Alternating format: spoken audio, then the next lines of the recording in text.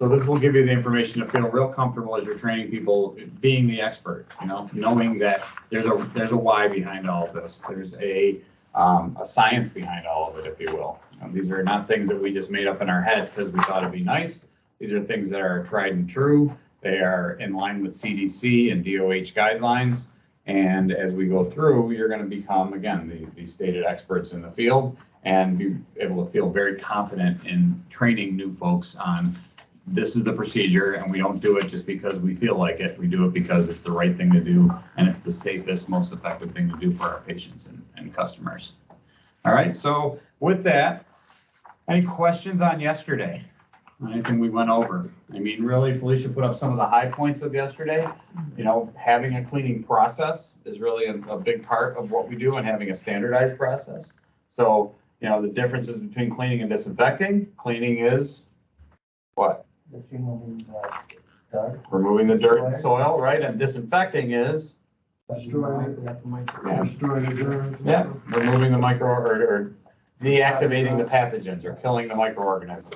Okay, and then sterilization is more a chemical or a heat process. Typically, that's what you see like an SPD, or if you've ever been up around endo where they do the scopes, like that's sterilization. That's a whole different world that we don't really live in. Mostly what we do is medium to high level disinfection.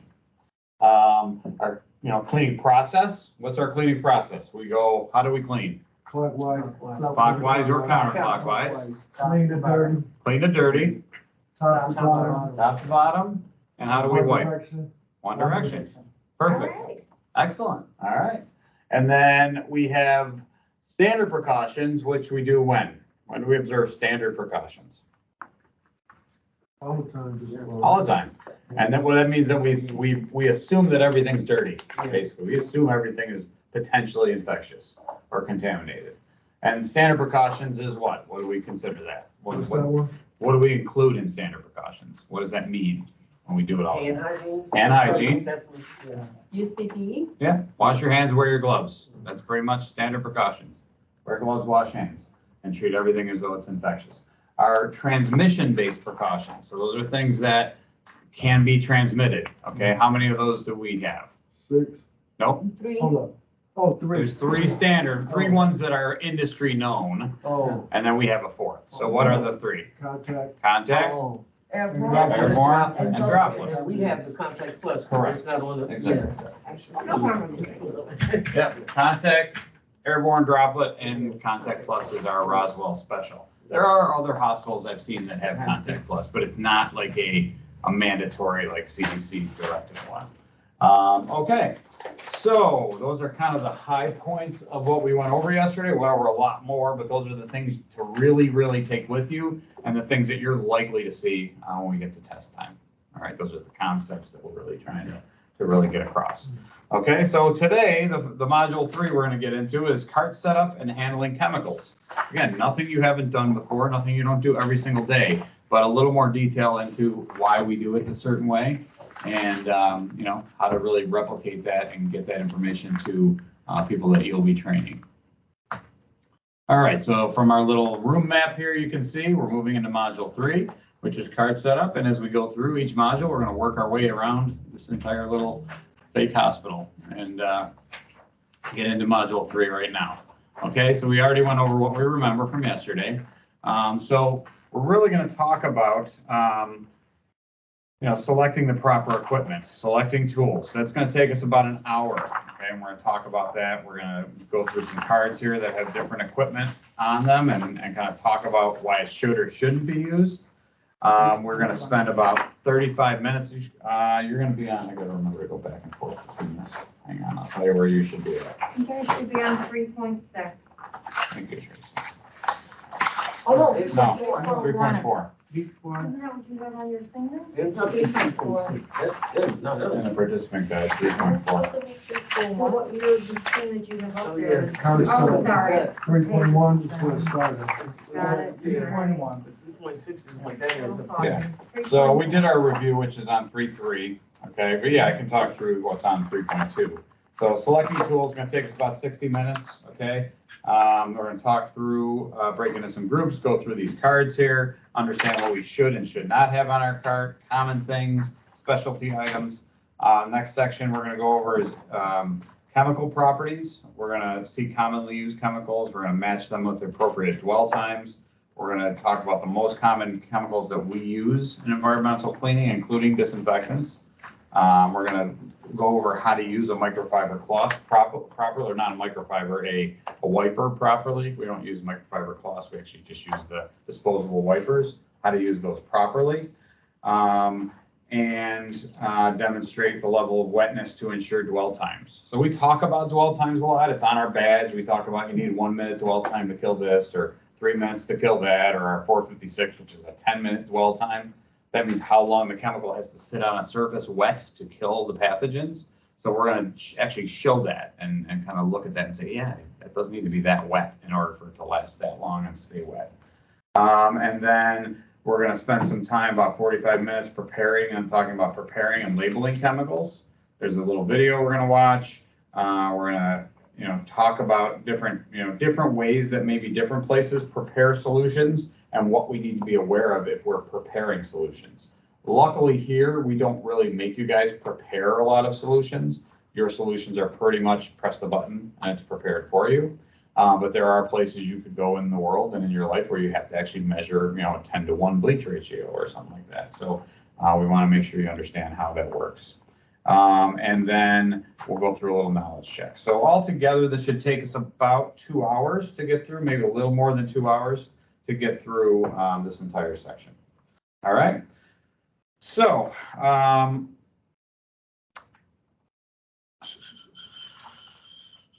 cell phones, if you have them, make sure they're on vibrate. And then we're going to jump right in. So in the little theory of the day that we're going through, the day in the life of an EVS worker here, that this is the point at which you've received your day's assignments. Okay, you've been through your morning huddle, as we did late yesterday, and it's time to make sure you have the proper equipment to do your tasks. Becky, we're on page 3. We're on section 3, page 6. Section 3, Yeah. please. 4, Or what? 3.1. participant guide. 3.1? There you go. Oh yeah, you know what? I'm looking. I gotta remember to flip back to it. Yeah, 3.4 in your guide. In your book. I'm on 3.6. Okay. Okay. Uh-huh. Okay. So this session is about setting up a cart, selecting chemicals. Yes. Okay. And take notes on page 3.4 as we go about what should be on the cart and the equipment that we select. Okay, this is meant to be a discussion, all right? So definitely speak up if you have questions, if you have thoughts, if you have something that you keep on your cart for a specific reason. I would say these things are pretty well vetted out, but there might be some specialty situations we have here that might be just a little different than what they trained. So we're gonna go through it and kind of talk through each of these situations, okay? Any questions before we start? I'm ready. Okay. Just keep going back and forth to review. Okay. So, what tools and supplies do you usually make sure you have before you start your day? What are some of the things you make sure? First thing, what are some of the things you make sure when you start your day that you have? I make sure, What's that? Hydrogen light. Hydrogen peroxide wipes. Becky? I was saying, I make sure that, I have gloves. Gloves, for sure. Yep. You said wipes as well. Anything else you make sure you have before you start your day? I had a mop. Mops, that's the first thing. Usually everybody grabs their mops when they come in. Yeah. Okay, anything else? And toilet paper and paper towels and. All right, Yeah. paper supplies. A scraper for me. Okay, scraper. Anything else? Spray bottle with the yellow, what's the yellow part? That's a peroxide cleaner as well, a multi-surface cleaner. What's the first thing you do when you start your day? What's the first task you do, usually? In most cases. Oh, I check and see if I got any discharges. I normally just, first thing I do is come in and check and see if I got discharges. Right, but what's the first task that you would need equipment for? My first task would be the garbage. Right, so what equipment do you need for that? Gloves. Yeah, make sure you have Bags. liners, the right size liners, definitely. Anything else you would need to get your day going? Equipment wise, We need the broom. right? Broom and dustbin. Yeah, Okay, Wet floor sign. Definitely wet floor signs. Okay, I think it's, Paper towels, I always make sure I yeah, get. definitely all your paper and Yeah, plastic yeah. for sure. What about, anything any tools you use to actually clean with?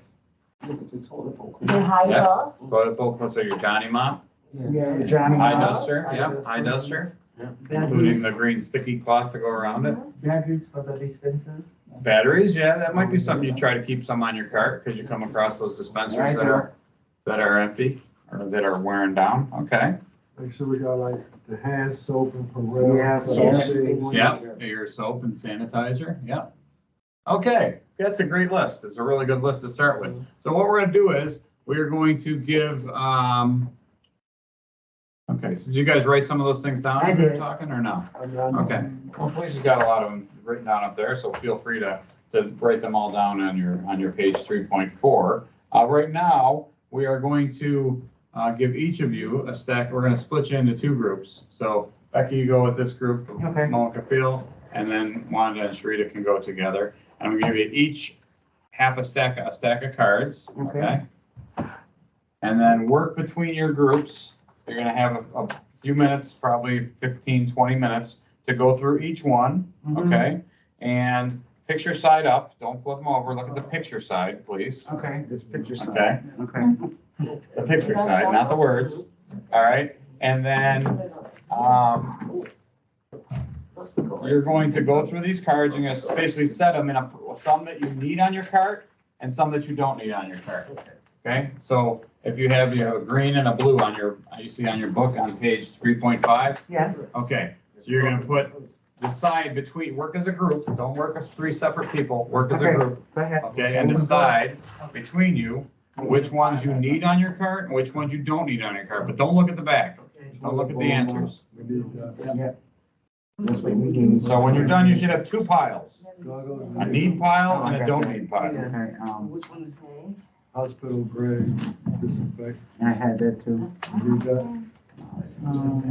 Good stuff.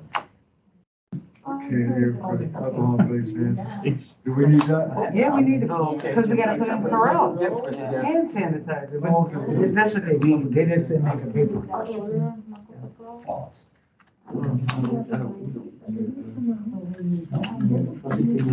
That's So what buckets. What's that? Spiritual clean. Spray bottle, yeah. that's- John Moran, but it's on. Do we need a step stool? Who put that over there? This? We don't need a conventional cotton mouth? Don't some people use them? Yeah, they still use them though. Yeah, they're just not talking about the hospital. Are you just talking about the hospital? What you need on your cart, just. What you need on your Okay, so yes. We'll leave it up to you to decide, and then we'll figure out if we're right or wrong. No, don't you dare. I remember that was the summer of COVID. But you still holds on That there. was Some the people do. ESP. still Oh, use yeah, them. probably. Because we were like scratching. What the hell? What is- I was not- people like it. Oh, that's the yellow thing that nurses put People didn't down. like it. I don't know, I wasn't here that day. Oh, this is a. But I know. Oh, I didn't know It was like a that. nice It looks so box, and it different. had like Yeah. a lot of stuff in it. Color coded. Like the cookies. You don't need it to Chicken just- Oh, Tops chicken. Oh, yeah, well, yeah, that's different. And these are the Oh. same. It's the whole stuff. Okay, we're ready. We have the sign. Sure. Yeah. Yeah, you got more time. Well, we don't.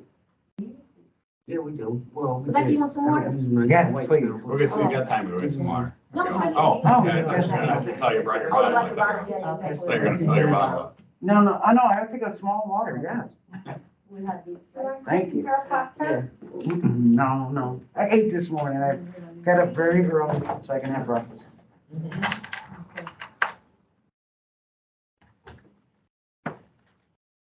You don't have two piles. Yeah, I had, I have to have two supposed to have piles. two piles. Yeah.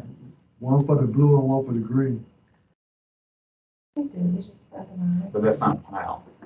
See a pile like this? That's just like a spattering of cards. A Okay, pile. but you have them divided, so you know which ones you Because they have need. two and two, we have Cause two. we got and two, two. a lot of That's okay. different things, yeah. Yeah, All right, so you got them broken into two piles, things you need and things you don't need, right? uh-huh. Okay, They have two. A lot of, yeah, that's the thing, a lot of you got. So are those ones you're not using? Just put them in a pile and give them that, yeah, the ones you're not using. That one. You said you have two The toilet piles. thing. Where's your piles of need and don't need? Yeah, but it's- What is this stuff here? That we Stuff need? use. you understand a pile is like, Is put it right one. on here, Yeah, right there. Put them all, if you don't need them, you put them here. Oh, If you need them, you put them here. Okay. So we need all these. it's okay. You guys will get it. Okay. These is just double. These is double. Those you don't need, right? Don't need those You on don't your need them card. on your card, On right? your card. Mhm. You need that. We have, See, we have two of these. Yeah, And and this one too. let me see, we have two of these. Yeah. We have two of these. But you got time, so. Two of that. We have two of If you have these. two of them, whether you need them or not, just put them in the pile. Okay, even if there's more than one of Even them. if it's more than one, we still. Put it in a pile. Yeah. You need them on your It'll card, just be double. put them in the need. Okay, so put that. It'll just be double. If you don't need them on your card, you put them in the don't need. Two of that. Two of gloves. Two of that. Yeah, that's fine. Yeah, I think there's 3 sets, so you probably got 2 and they got 1. Oh, That's okay. That's all right. We're gonna go through them a couple times anyway. If you need them, put them in the need pile. If you don't need them, put them in the don't need Oh, pile. yeah, we need that. Yes, No, we need that. yeah, I know we do. Not in your car. What? This one, you know, in your car. This No, one going there, You know no we need do. it. Okay. All right, so you have 2 piles. All right, so we're going to go through each pile and talk about why each card belongs in that pile, okay? So first, we're gonna start with you guys and start with your need pile, all right? So what's the first thing you have in your need pile? Spray bottle. And let's turn over and read the back of it. You should not use spray bottles because they are less safe than your bottles due to increased risk of breathing in the chemicals in the bottle. Okay. The reason it shouldn't be used. So there is a reason they shouldn't be used. We don't typically use spray bottles in and around the patient areas. We use have a flip top, We have a flip the cap, little, yeah, the cap. the flip We cap. don't have any if you're using- nozzle spray. So we should not be really spraying chemicals in the air or spraying them around the room. We have a flip cap that we have on our bathroom cleaner bottle that we should be using to spray in the toilets and around stuff. Otherwise, we're using a wiper that's pre-moistened. So what Okay. do you use for the mural? This is like the I yellow. use it for the mural. For a mirror, if you need to spray, then you would spray it on the actual cloth and then wipe the mirror. Because it's dangerous. If you're spraying something at a mirror, it could splash back and get you in the eye. It can cause fumes to be in the air. So the preferred method is to spray on the cloth or use the squeeze bottle with the flip cap and then wipe the mirror. So no spray bottle you need. So spray bottle goes in the don't need pile. Okay, Oh, wow. all right. Yeah. So now you guys, let's go through a few of your needs and then we'll go through a few of your needs. What's the next one you have? You need wet floor signs. So read the back of that. These should be used, you need wet floor signs to prevent accidents and injuries due to wet floors. Right, so you do need that, for sure. Okay, well, let's go through, we're gonna do 5 of it and then switch over to you guys and do 5. So do 3 more. Next one you have that you need, what is that? The mop. Yeah, conventional cotton mop, I'm just saying, because I don't use it so much. Oh, Some okay. people do use Go ahead. it. So what does it say? You see, you should not use mops for a number of reasons, less absorbent than Microfiber. microfiber, less efficient than microfiber, at eliminating bacteria, heavier than microfiber, less durable than microfiber, requires more chemical use. Okay, so think about this. In all of our patient areas in our clinics, we have switched to the microfiber mops. We switched to the flat mops, Okay. okay? And those are the reasons why. They are less able to pull dirt out of things. We still use them in outside research buildings and some lab spaces, but this is really hospital-based training, okay? So while we still have the string mops, they're not really our standard mop go-to for Oh. clinic and patient areas. Okay, so keep that in mind when you're thinking Yes. about this training. This is really hospital and healthcare-based training. We have some different things that happen here at Roswell because we're a research institute. And we have labs and we have office spaces and we have other areas where we use the string mops still, but it's not in our hospital and clinic areas. Okay? Next. The toilet bowl mop. Johnny Mop. Usually the toilet bowl mop to clean the inside of toilet bowl. Okay, very good. So that was 5 you did, right? Mhm. Do me a favor, Sharita, just take the 3 that you moved over to the other pile and just put them up top like you did. Those 3 that you slid over. Yeah, but see, And there were 2, right? Okay, so you got one more coming, right? Do one more. Hi, Duster? Yep, microfiber dusting tool.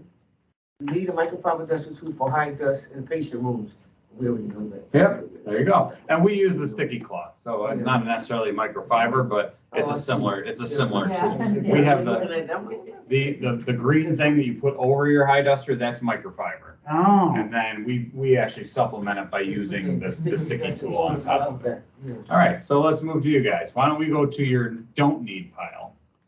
okay, we got, Let's take- we got. Okay, go to your don't need pile. What's the first one you have? Color coded microfiber cloth. Okay, so here's what's gonna happen.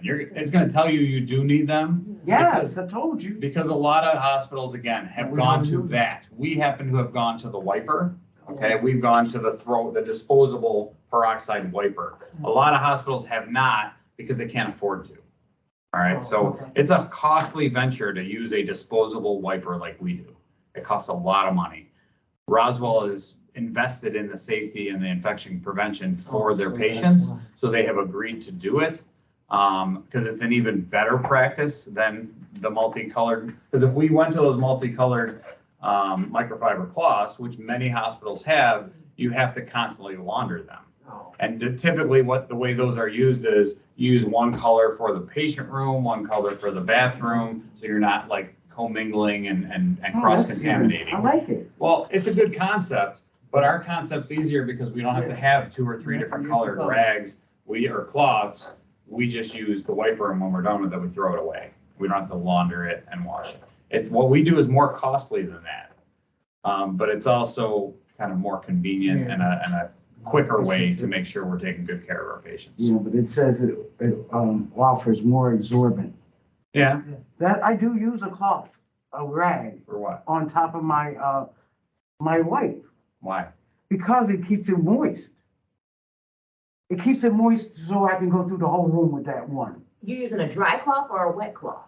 a wet cloth. What's You're it- what is diluting it your wet with? solution, so you're not killing everything you're supposed to. What is it wet with? Water, just plain Then water. you're diluting your peroxide cleaner. You should Yeah, but not I'm be not doing using that much water. that. You should not be doing that. That's a bad practice. You're diluting your chemical and making it less effective. That little bit. Any little bit. I'm not a chemist. You're not a chemist. Yeah. I don't know how much bit. Like, I don't know. Right. Well, I don't know how much it's diluting it, but it's diluting it somehow. Because it's not, if it's not saying moist enough, then get another wipe. We'll make more. We won't. I didn't think you wanted us to roll it in our hand. We don't. When we're gonna show you the right way to do it, the right way to fold it, like we showed everybody when we first put the wipes out there, the proper folding method Yeah. to keep it moist throughout. But I would tell you, if it gets dry during wiping down a room, get another wipe, Okay, okay? all right. All right.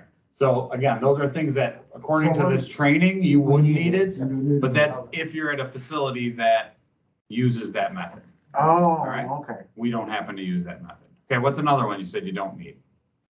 We got the household items, ain't it? Off-the-shelf home chemicals. And what does it say? You cannot use off-the-shelf cleaning chemicals from home because they are not approved for use in hospitals. Correct. Using these chemicals may create a regulatory violation. Right, so that's when people bring in their own little aerosols and their Kaboom and their every other thing they got at the dollar store. Yeah, that stuff is a no-no, big no-no. All right, what's another one? You said no, you don't need. Step tools. A step stool? Yeah. You need a step tools to safety is higher consumable. So it's saying you do need a It step says stool? we do need it. Okay. And honestly, a lot of our stuff, and why does it say you need it? Step to reach the highest. To reach the highest spots? We try to give you tools to reach the highest spots, so you don't need, like, you can put your high duster on the end of your mop stick to get the highest things that you have to reach. If there's a need, for a step stool, we will get you a safety one, you know, one that's safe you can keep in your closet. We have some Got folks, them little blue ones that they- yeah, some people have some little safety stools that they keep in their closet because they have certain things that are like a certain area Yeah, I that's really keep up one. high. So, yeah, it's something you can use. I don't know that you necessarily need it on your cart. That's what it is. Okay, so that's all you had in the don't need pile? And we have one more, we had a can air freshener. And Okay, it says you should not use this can air freshener because it creates respiratory issues with patients and employees. exactly. The exact reason we tell people not to take those little short cans and be spraying them all over the room, okay? Those are meant to go into a device and be a metered mist that goes out every so often. So we shouldn't be taking those things, and every time we see them, we like stash them away, where they, you know, take the cans out of the thing on the wall and use them as a spray. It can cause respiratory distress. They're not meant to be sprayed that much. They're meant to have one metered spray every, whatever, half hour or something, and then people go in there and spray it 10 times, you know?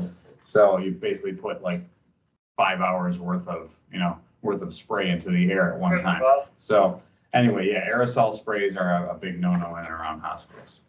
Okay, and then, so that was how many you went through? 4? 3 or 4? Yeah, we only found 4 in our Okay, so then grab one off your need pile. What's your top one on your need pile? bucket system. Okay, what does I that said say? you need the bucket system to use for your solution, dilute your solution. Perfect, okay, good. All right, let's come back to you guys. So go back to let's go to your don't need pile. And pick one off your don't need pile.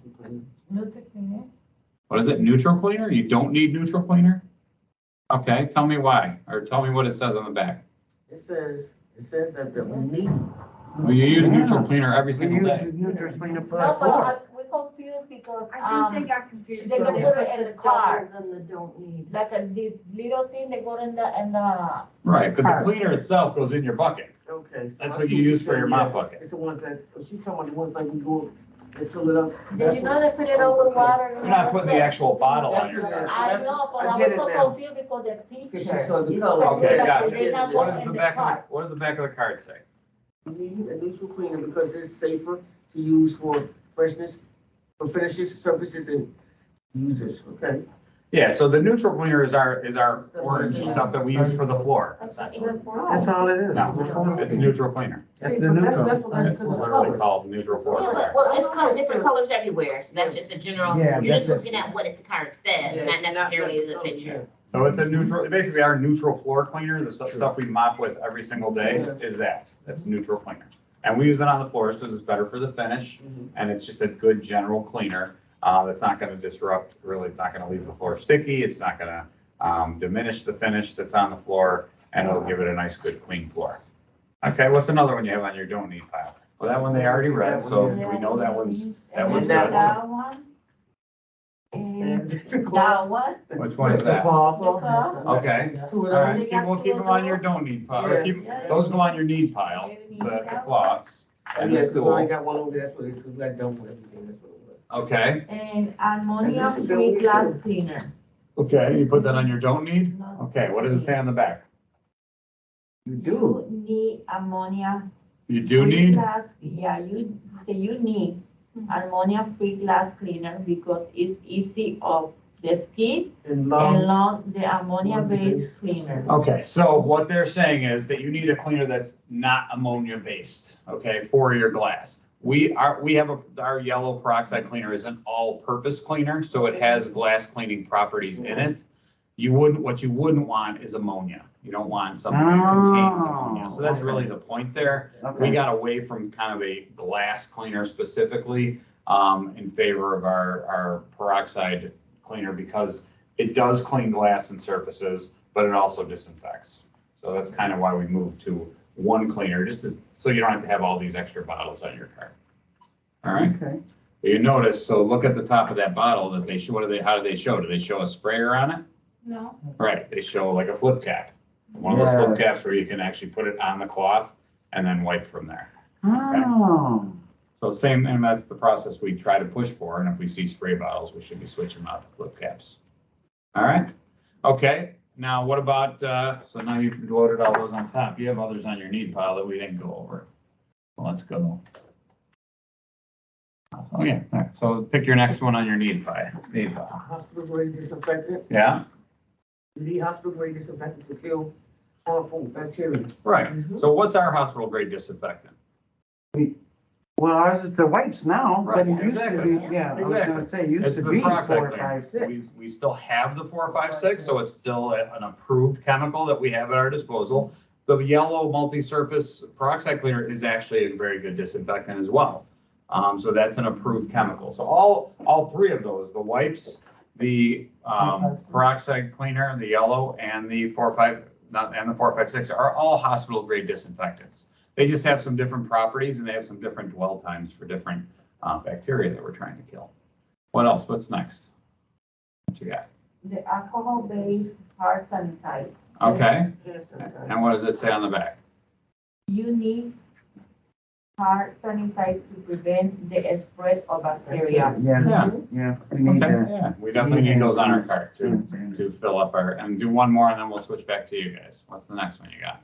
Cotton rags for cleaning. Okay. Because we have used those, we're not using them We now. have, still. but yeah, we've moved over to the peroxide, Yeah, the it wipes, shouldn't be used, it shouldn't be used. right? It shouldn't be You used. doing You it? should not use cotton. Grab it. Cotton rags for following reasons. Less absorbent than microfiber, reduces Oh, yeah, efficiency yeah. of what's quaternary, Quaternary. quaternary aluminum compounds.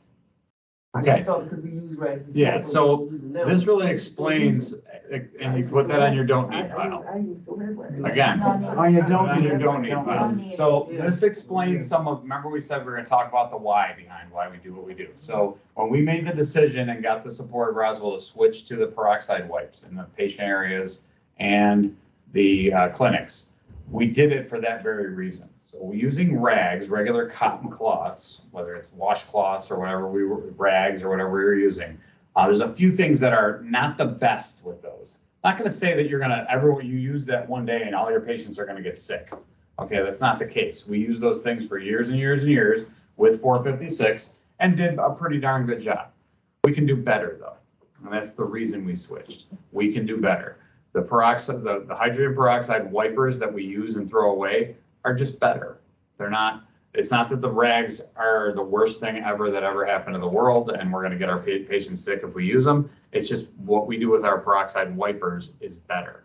And the reason it's better is it maintains the capacity of the solution, the peroxide, to kill germs longer than those rags do.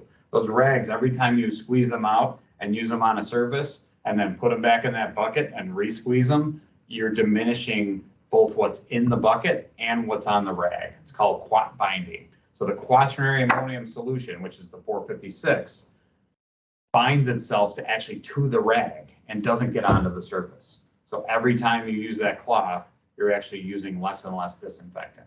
And that's the reason we got away from it, quite honestly. In the beginning, we started by saying, well, don't redunk your cloth. Well, back in the day, we used to use them. Yeah, yeah. Back in the day, we used to use them like over and over, and then we moved away from that. We moved to, well, use them once and then throw them away. Okay? Right, we moved away from using them over and over. Yeah. Well, the next step in that we did was move to the disposable wipes because it's the best practice. This, using the rags isn't the worst practice, it's just not the best, and we want to be the best. So that's why we switched. But it keeps down a lot of the residue What do you mean? from the white, from the peroxide white. Well, the Because you get a residue is- residue from that white, when you wipe, you could get a smear. And you can see where you just wiped it. I dry it, and then I get the. But what, would you wait the dwell time and then dry it? You mean, tell me you wait? It's only 1 minute. I know, but I mean, I still. wipe it, then I come back and I grab. the So if paper you're towel doing and anything- I- Because I'm doing say I'm doing the door, I go counterclockwise, cleaning my room. Now I'm gonna come back and, I didn't tell anyone to go back. I'm just Mo just saying. saying his Mo's best just saying he practice. does it. Yeah, But I'm just That's saying, not it how gets we're a choosing. residue. That's Well, why but the residue means you cleaned it. But it just look bad. it looks bad. Well, Yeah. especially on The glass metal and cleaner mirrors would and go stuff back like in there that, and so I would shine Yeah, that that's a up. good You know, idea. get the metal cleaner and just. That's a good idea, I could do that. Yeah. Right, but don't basically try to disinfect something, then wipe it right off, because now you're not disinfecting anything. You need to wait the kill time. Yeah, the minute. To at least a minute, yeah. Yeah, I mean, you're really supposed to just let it air dry. But I understand what you're saying. You want things to look, shiny and Neat. not have the residue on there. But it has to be disinfected first. So make sure you're at least waiting for the dwell time. But again, that's another reason why we switched from the rags to the wipes. The wipes have a 1 minute dwell time. The rags had a 10-minute dwell time.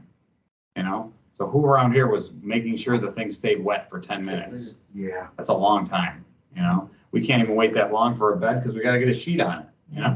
and get the room ready for the next patient. So this is what we do is the best practice, The microfiber cloths would be maybe the next best practice, and then the cotton rags would be the next best practice. But the very best practice is what we do, okay, with the disposable wipes.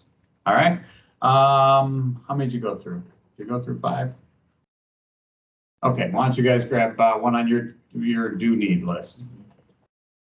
And, yeah, disposable gloves. Okay, and what does it say for gloves? You need a disposable gloves to protect the skin from harmful irritants and bacteria. Okay, so you do need them. Mhm. Excellent. All right. What's another one that you need? Uh, Wet floor sign, did we do that one already? Yeah, we do. Okay. we did that. That's fine. Yep, we definitely need wet floor signs. And What's another one? microfiber flat map system. Okay, and what does it say on the back of the card? You need a microfiber flat map system because it offers the following benefits: more absorbent than cotton, more effective than cotton at eliminating bacteria, lighter than the cotton, more durable than cotton, require less chemical use. All right, excellent. All those reasons. Yeah, okay. Another one that you need? On your card. Yeah, it's already. Well, we already did that one. Okay, next. Microfiber hydrate. Already did that one. Spray barrels. Yeah, we don't need We those. don't need. We need flip caps.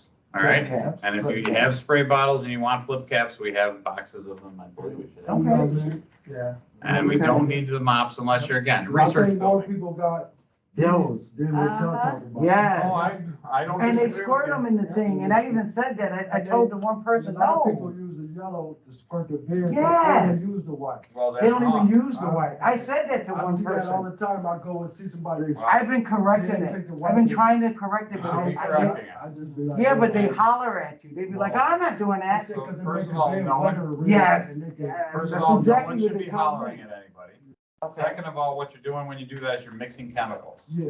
And we're not chemists. But you None of gotta us let are them know. chemists. Cause to it be takes mixing longer chemicals. just to use the rag, cause you know, to get it everything wet, but Yeah. they spray that thing, then it's like real They quick. should telling never, you. ever be doing that, and you should correct them, and if you see it, make sure you correct them at the point it happens. That should not be happening. And it could be something we bring up at Huddle, and just say, don't do it. Okay. I mean, that's people going rogue and deciding to create their own procedures and Yeah, policies. they are. They are.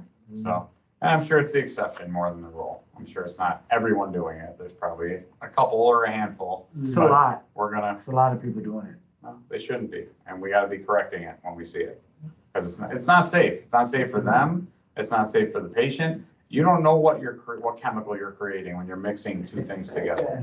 I don't know what That's chemical it, you're stop creating. doing it. I'm not a chemist. I don't even like the spray bottle, Yeah. so I use, All right, so if well, somebody takes mine. I We'll don't work on get it. getting around and nipping that in the bud. All right, Okay. that should not be happening. That's just people taking things into their own hands and creating their own process, Okay. different than what they were shown. What else? What do you got that we haven't gone over? Goggles. Goggles, okay, what does that say? You need this item to prevent injuries from chemicals. Yeah, correct. Okay. And let's do one more. That we didn't do yet. Yeah, we did already. They did Okay, all. we did all the ones you have left? Yeah. Okay. Rita, do you have any that we haven't gone over in your pile? We went over all of them? Okay. All right, so again, some of this is clarifying, things that you might think you need or practices that are going on out there that may not quite be correct, So good review of some of these things and the why behind the reason we tell you that. We're not just telling you to be mean or nasty or get rid of that spray bottle. There's actual reasons for it. Okay. Okay? Okay. So, we went through the need or don't need, and we're just gonna kind of review a few of the highlights, okay? Things that you should prepare to kind of, let's see, where? You should have 5 in your do not need pile. You have 5 cards? Well, you have more than. Well, if then you don't count, if there's 2 in the same one, that's still 1. 3.6. Have 6. And 2 Yes, doubles. So is it 5? You should only have 5. Oh, not because they double. Oh, yep, then, yeah, don't count those separately. That's why. Okay. Yeah, put those on the side. Okay, but 5 I mean, we items. You have 5 items. That's fine. 1, 2, 3, 4. Hang on. We have 6. What 6 do you have? Let's see. Off the shelf chemicals and air freshener. Probably, well, because that is you do need, if you're in a hospital that uses Oh, that. in the hospital. We don't happen to use it, That's what it is. but it is a best practice elsewhere. The rag. The No, microfiber rag. Yes. Right. So the 5 in here that you don't need or should not have on your card are, and if you look at page 3.6 in your book, that'll explain it. Go to 3.6. And I'll explain it. The first one is the conventional cotton mops, okay? And the reason you should not, okay, it's less absorbent than microfiber. It's less efficient than microfiber at eliminating bacteria, okay? Some people think just because the cotton loop mop gets things wetter, that it's eliminating bacteria. That's not the case, okay? The microfiber mop actually absorbs and grabs it, okay, into the microfiber. The string mop just smushes it around, okay? So it actually absorbs it and pulls the bacteria off the I floor. got one question. Why Yes. we use on the OR then? Like, Why don't we use it in the OR? we use a steam map on OR. Because they're larger rooms to cover. We're using a quat disinfectant up there because you're using the 456 for the floors. Yeah. And that has to get wetter and have a longer dwell time. That's really the only reason. The OR is the only area where we actually disinfect the floors And per se. We're using the neutral cleaner everywhere else to clean the floors, but we disinfect the floors in the OR because there's a lot of blood and a lot of body fluids and stuff that hits that floor. So that's the only reason, because we need to get it more wet. Yeah, I just gotta keep putting it up and down. It's heavier than microfiber, so wear and tear on your back over long term, the microfiber is better for you. It's less durable than microfiber and requires more chemical use. Okay. Color. So that's the reasons why you don't use the conventional mops in most patient areas. The other thing you don't need on your cart is the spray bottle. And the reason it shouldn't be used, okay? And again, this is on page 3.6, Yes. okay? The reason you shouldn't use the spray bottles. Or no? No. No, we're good. I'm just using the X. The reason it shouldn't be used is because they're less safe than pour bottles, meaning the little spout that we can get you, and increased risk of breathing in the chemicals in the bottle if you're spraying and aerosolizing it. I never even thought of that. Yeah. I never even thought of it spreading like that. Yeah, it does, it spreads in the air, and we don't want to put chemicals into the air. The off-the-shelf home chemicals should not be used because they're not approved for use in hospitals. Yeah. And using chemicals like this could create a regulatory violation. So if Joint Commission or Department of Health comes in and sees these household things laying around, they're gonna write us up. They're gonna cite us for that, okay? Canned air fresheners.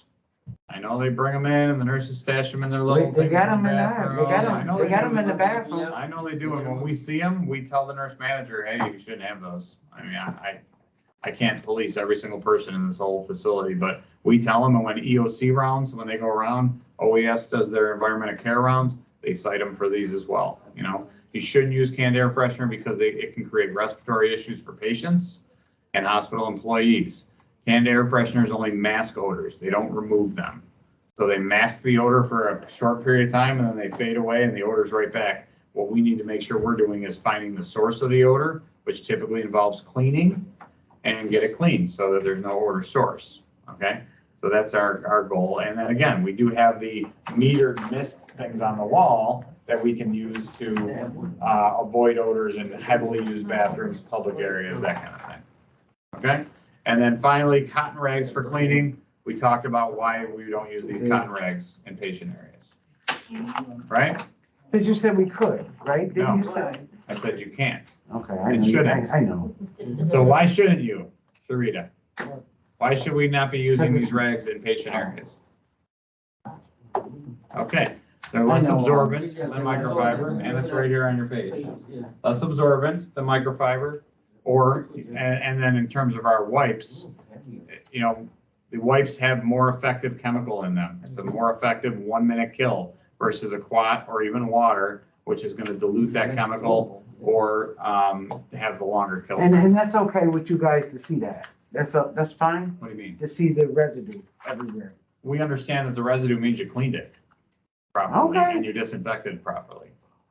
You know, and if we see that we're getting a lot of buildup, you can certainly go back, as Mo said he does at some point, and give it a wipe with something other than the wipe, okay? Okay, all right. Intermittently, but we don't want you combining rags with your cleaner, with your chemical, okay? That's a bad practice, All right. all right? Because I used to know wipes on my. Yeah, that's what, it's really, that's good to know. The sun, there's Just don't believe it. It just looks, you can see You the see the whole. film. So I was like, oh. That's why I use them, because you can see it. Yeah, we can. I didn't, but I like. But that's okay. I know you cleaned it. I know, but it looks sloppy. Doesn't that look nasty to you? I mean, does it look professional? Yeah. Well, Over the long term, again, there's gonna be times when we have to intermittently go back and maybe wipe it with something different to get that residue off. But every single day, you shouldn't be disinfecting and then wiping off your disinfectant. Okay? Every single day. The best practice is to let your disinfectant air dry and kill all the bacteria. We are certainly here to clean and make things look clean. We're mostly here to disinfect and kill pathogens. All right. That's our job. Our job is infection prevention, you know? And the cleaning part is, yes, it's a thing, and we do have to make sure that aesthetically things look good. But our main job is to kill bacteria, to kill pathogens, and to do it in a way that allows our patients to heal and not become more sick. So that should be our first priority, and then our next priority will be how do we figure out how to get that residue off and not have it build up, all right? But for day-to-day, we should be making sure that we are disinfecting. That's All right. our primary job. the slides are coming. I checked the computer, the slides are I don't know why that is. coming. Yeah, I just need to check it. The picture of the room is coming up, not the slide. Scraper on there. Okay, let's try that. Okay, I'm gonna go check. I just put share in meeting, let's see if that works. All right, All right. okay, so. Little review on what we should and shouldn't have. So again, they're just showing you some pictures here of best practices. Microfiber is the best practice versus the cotton. You know, the flip caps on the, all the bottles in there, as you can see. And now we're gonna talk a little bit about dwell times, okay? So we talked a little bit about dwell times, and you know really, you know, what the dwell times are for most of your chemicals. As we mentioned, it's on your little badge cheat sheet that you have. Hopefully all you have one of these. Mhm. And it tells you what your dwell times are for our various approved chemicals, okay? And again, I mentioned this yesterday, but we don't just pick the chemicals and say, hey, that's a pretty color, we're gonna use that one, you know? We look at what the dwell times are, we look at what the kill claims are, so what bacteria, pathogens, and microorganisms do these chemicals kill. We look at that very closely before ever selecting a chemical, and we look to make sure it's the best use product for you, both in terms of time and in terms of cost efficiency and in terms of what it kills. And then we always take those chemicals, and if we're looking to change or suggest a change, we take them to the infection control committee. Okay, they all have to be approved by infection control committee before we can ever use a chemical here on campus. All right, so just know that those are things that we do behind the scenes before we ever introduce a chemical to you. Even to the point of, if you think of back during COVID, we had the multi-surface, the disinfectant bathroom cleaner, the yellow stuff, right, in the bottle. We had that early on. When COVID hit, we realized that it was only a 3% peroxide solution, and required to kill COVID was a 5% peroxide solution. So we actually changed that chemical in the early part of COVID to make it a stronger peroxide cleaner so that it had a kill claim in the event we needed it. If we ran out of wipes, okay, we could have gone to the yellow peroxide cleaner. But in doing so, we didn't just bring that in and change it. We had to go to infection control committee and say, here's what we're looking to do. Here, we're going to change from this formula to this formula because it gives us another weapon in the battle against COVID. And they approved the change, and then we did it. So just know that we do those things behind the scenes. We don't always share that with everybody, like the whole process for doing it, but that's a process here that we follow. So again, the various chemicals we typically use are an EPA registered hospital grade disinfectant, okay, or a one-step cleaner disinfectant product. So we have our wipes in here somewhere.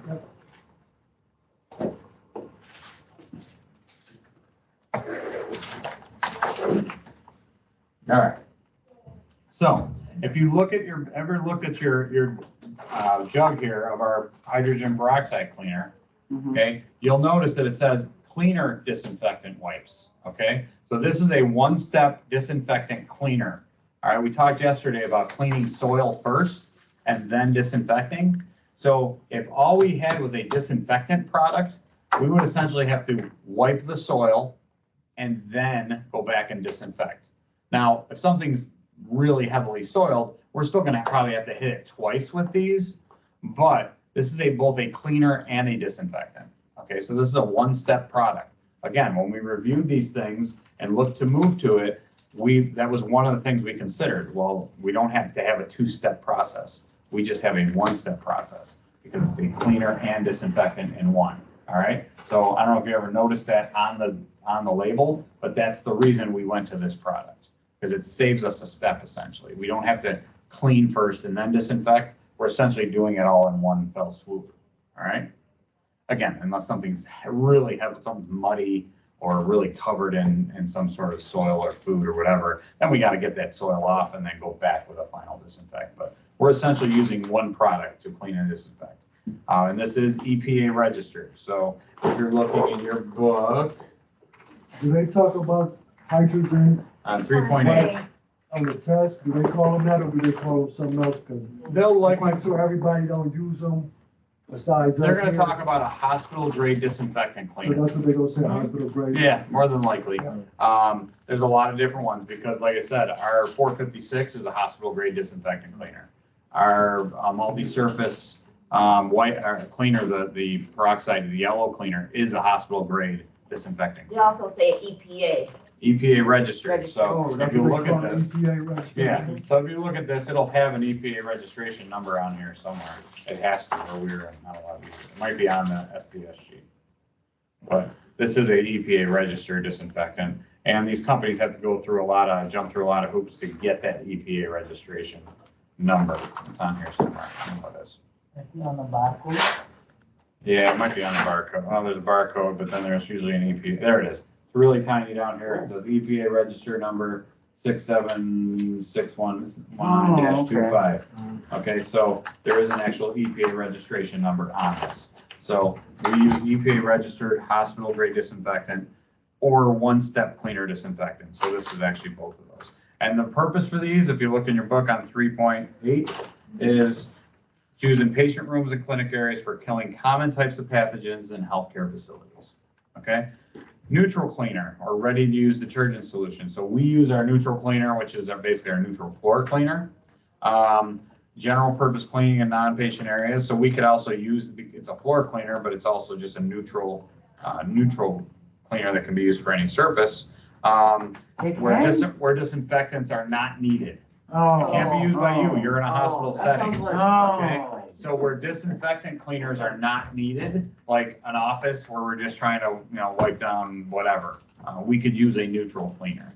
But we're in a hospital setting, so we're not using Let's say I'm doing an all-call room. I can do an all-call room with that? Don't use that. No, All that's right. meant for floors. Okay. Use our I mean, cleaners. Use our cleaners that we use, that we've prescribed. Okay. I mean, you can use the yellow, you don't have to use these. You could use the yellow multi-surface disinfectant cleaner because that cleans everything too, if you're doing the on-call room. But used for general purpose cleaning of most horizontal vertical surfaces and as a mopping solution for floors. So if you note that under the neutral cleaner, mopping solution for floors is really what we use it for. Yeah, that's what. All right. But it is a disinfectant. It is not a disinfectant, it is neutral. It is used in places where you do not have to disinfect. All right? That's why we don't use it as a cleaner in the hospital, because we have to disinfect in the hospital. Ammonia-free glass cleaner, again, we talked about that. You can have a product for cleaning glass and mirrors, but it has to be ammonia-free. We use our multi-surface cleaner that cleans everything. This saves you having an additional cleaner on the cart. Stainless steel cleaner and polish. We typically use wipes. We don't have a can of it, a spray can of it. We typically use the wipes for cleaning stainless steel. And then non-acid toilet bowl cleaner. Again, we used to have a non-acid bowl cleaner. What we've really tried to do is narrow down the number of chemicals you have to have. We don't want you having to have 5, 6, 7 different chemicals. If we can get by with you having some wipes, a floor cleaner, and a multi-surface cleaner that you can do glass, bathrooms, everything else with, then you only need really 3 things. You know, you don't need 5, 6, 7, 8 chemicals. All right. There used to be a day where you'd be walking around with a little caddy full of chemicals. There'd be 6, 7 bottles in there. We're at the point now where we've kind of narrowed it down, so you need 2 or 3 different things on your cart as far as chemicals go. Okay. Do you have any questions about these types of chemicals and why we use them? All right. Again, we use these chemicals every day, but we really have to use them correctly and safely. All right. You may see things like aerosol cans around and about, those spray cans, but we don't recommend them for everyday best practice. Yes. Like you said, non-acid bowl cleaner, Mhm. but it's not a problem that I have acid bowl cleaner on my car. Well, I we use- do use that. Yeah, that's a specialty thing. Okay. I wouldn't say it's something you need on your cart. It's not a problem because it's an approved chemical and we have the SDS for it. It's just not an everyday cleaner. It's not something you use for everyday See, that's what you cleaning. would say, but. But for stubborn No, no, no. stains? Yeah, like stubborn stays in the toilet, but that's not an everyday thing. Towards the sink, Yeah. towards my sink, because every day they pour coffee, I mean. Yeah, you shouldn't use it as a daily You shouldn't cleaner. do It's that not as a use it every daily day, cleaner. but somebody use it, it's like it's once my rounds or something, you know. The reason I we use it have every day, that- But I'm saying it's on my cart, so that's okay. It's fine to be on your cart. Okay, because I'm like, oops. It's fine to be on your That's what cart. I use it for. 2 things with that. Number 1, it's a very, very caustic, meaning a very dangerous, like No. if it gets on your skin I and use your double eyes, gloves and it will burn. everything, You should be using safety glasses. All right. I don't want that splashing on your skin or in your I'm eyes. really- Okay, it's an acid Yeah. cleaner. Okay, Mhm, mhm. it will harm you if it gets on your skin or That's your how I was eyes. taught before, The Lord, that's like, this was a. the reason we have Yeah. that is for the lime scale, the Yeah, scale and that that's builds what- up on yeah. ice machines or That's round what- that's what I was faucets. saying, that's why I It use will eat that scale and I allow just you to wanted clean make it. sure it wasn't Yes, a problem. it does. It does eat the That's scale. exactly what I use It's it an for. approved chemical Okay. and we have the SDS for it. And if you don't rinse it off, it will I know, damage the you definitely have to surface. rinse it That's off, why we yeah. don't like, we Yeah. don't give that to everyone, and we Yeah. keep that under lock and key. Yeah, it's not a daily use Yeah, cleaner. I use it, It's yeah, for just- specialty areas. Yeah. Okay? All right. And different facilities will have different types of that type of cleaner. Yeah. Some people have Lime Away or something like that, Oh, different yeah. type of cleaners, to accomplish that same thing. Okay. All right? Okay, so, what are dwell times? What do we know about dwell times? Well, I'm sorry, I just have it here, I'll still have it, 7501. Right, but what is it? What is the definition? What is a dwell time? And dwell The time is. chemical can kill the bacteria. Right, Yeah, chemical, yeah.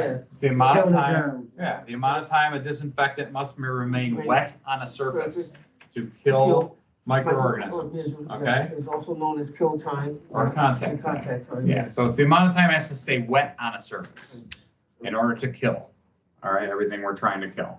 All right, so, there you go. That's what dwell time is. Yeah. And it varies by chemical. Yeah, it Okay, does. each chemical is maybe a little bit different. All right, so- Why does dwell time matter? It matters because if you know the dwell time, that impacts how much disinfectant to use and how long to leave it wet on the surface. Like we talked about with our 456, it's a very effective disinfectant. It will kill a lot of different pathogens. It just has a long dwell time. It And that has to goes on sit there. 3.9. Make sure For a you long write time. that on. Yeah, so, right, fill in your blanks on 3.9.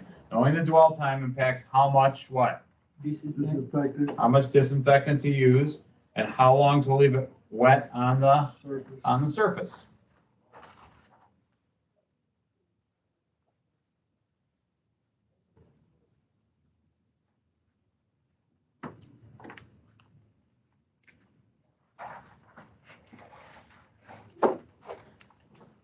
Okay, It's up here as well. Jane. Oh, okay, thank you. all right. So we understand dwell time, what the definition is. Yes. And again, each chemical is just a little bit different depending on the testing that has happened in the lab setting. You know, they test it and make sure, okay, here's the bacteria or the pathogen we're trying to kill. Let's expose it to this disinfectant and see how long before it's dead, you know? Okay, They do those tests for us. All right, okay. so let's talk a little bit about safety data sheets or SDS, okay? Everybody know the 3 dwell times is all right up here, 456. Oh, yeah, right. Just a good reminder, oh, we're all different. So 456, which is our old disinfectant that we use in the OR still for the floors and here and there. But it's our old style disinfectant. A456-2 is technically what it's called. And how's 5 the dwell minutes or time? 10 minutes? It's fine. No, No? I thought it was 5. I thought the bleach was 10. Yeah, well, 7 minutes, wasn't it? No, What you talking about? 456. I Oh, thought the four. bleach was 10. It is 10 minutes. I thought the bleach was 10. What about the high Well, school this is 5 minutes, right? 1 minute? Peroxide wipes, 1 minute. 1 minute. And then Yeah, Clorox. peroxide's white. Believe it. And bleach wipes, 5 minutes.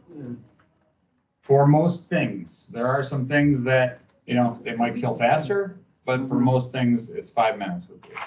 Will it say that on the test or will it say 1 to 10 minutes? It's probably not gonna ask you specific chemical dwell times. Uh, It's gonna ask you what a dwell time is and what it means. It said it in wrong It's order. gonna ask you the definition, but because different chemicals have different dwell times, it's not gonna presume to know what chemical we're using.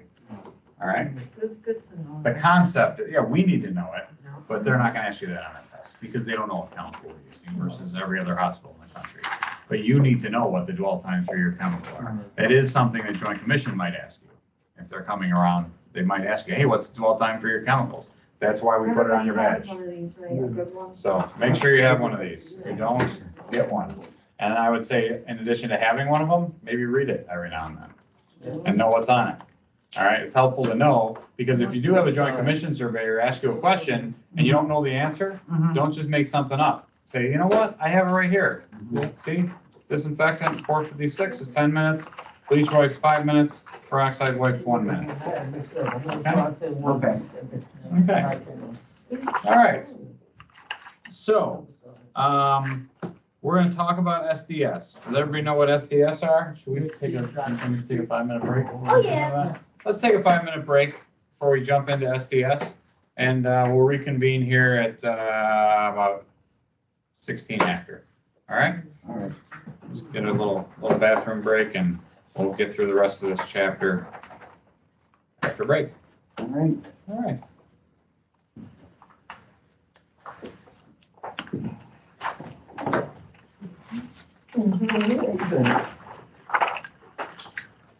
Felicia, Yes. you want to, I gotta go jump on this call. You wanna take SDS and the rest of this section and just call this a joke on that? Well, Okay. What is MDRO again, Mike? Um, Mike, you- oh, and what? Yeah. Yeah, all right, wait a minute. Yeah, I was just going to do, I just wanted to know. So I'll just have her. I Hey, remember. Felicia, what's MDRO mean again? What? MDRO? Oh, what was that? I'll look it That was up. multi-drug Yeah, resistant yeah, organisms. yeah, that's what it is. Multi-drug resistant organisms. Multi-drug. So like it might be an organism that's resistant to penicillin Yeah. or some of the different, But we wouldn't need to know that. we learned it. Yeah, we did. We learned it. Or we talked about like MRSA, that's Yeah, methicillin resistant, Staph aureus, things that are resistant, like organisms or bacteria or pathogens that have become resistant to the ways that we try to kill them. Okay.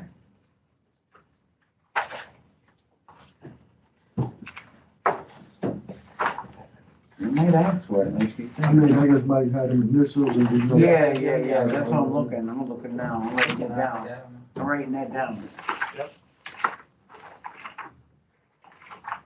I still wanna find it so I can, WRO 1.18. oh, okay, thank you. That's for the virus, Yep, 1.1. like the round virus.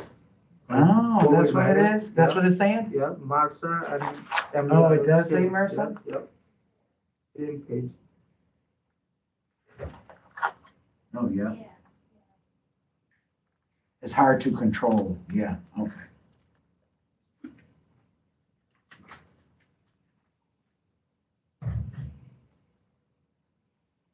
Okay, If you want it, you can highlight it. yeah, that's a good idea. I've been using, what's the name? Yep. That's a good Yeah, idea. script, yeah. I didn't.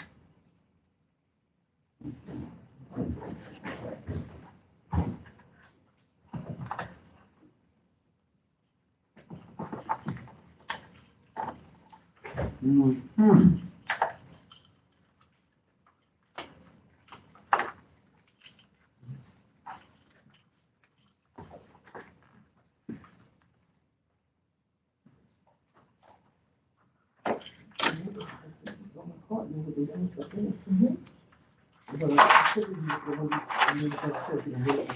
But I didn't know they were supposed to use it. I mean, I don't know, you this can't, one, I just wasn't yeah, sure, 'cause I said, well, that. it's just not a best practice. I said, and I Yeah. never knew that, because that's because I was thinking, oh, I'm coming up and that's on my card. Mhm. That's just off.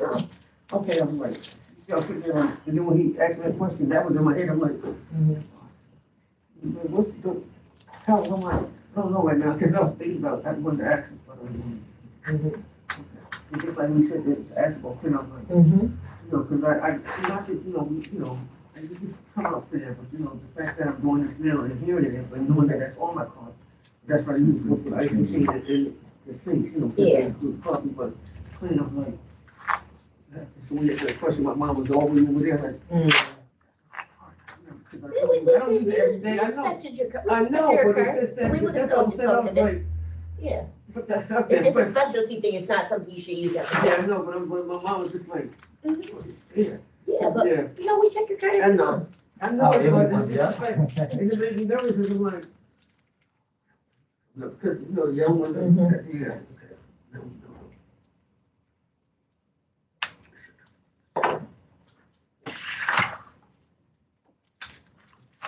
That's good to know. I know, I didn't know.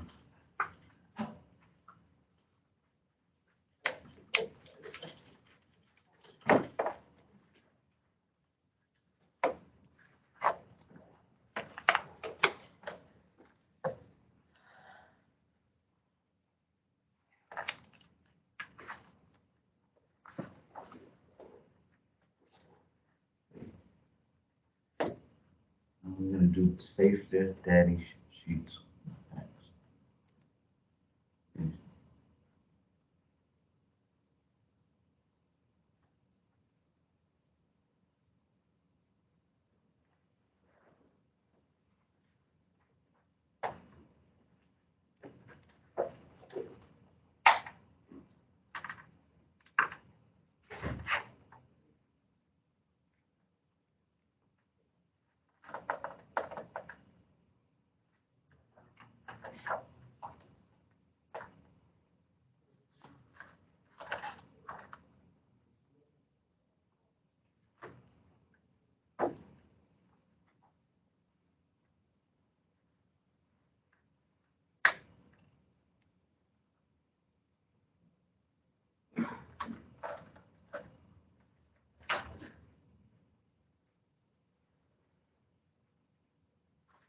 That makes sense. That makes sense. I'm gonna go through all of these and highlight it. It makes sense. I don't even know why I wasn't doing that from the beginning. But the answer is right in the, right in the remember. I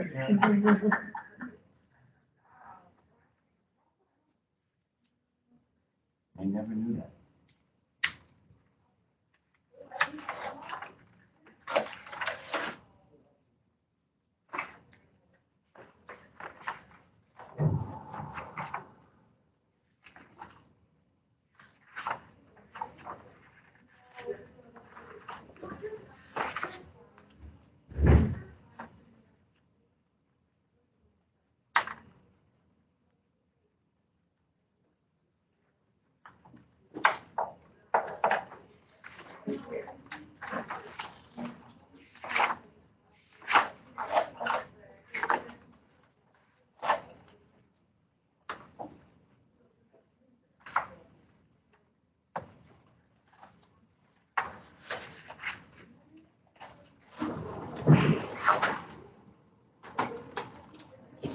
chemical for our next. The one to Marie, since you pass it down to her. Oh, okay. Thank you.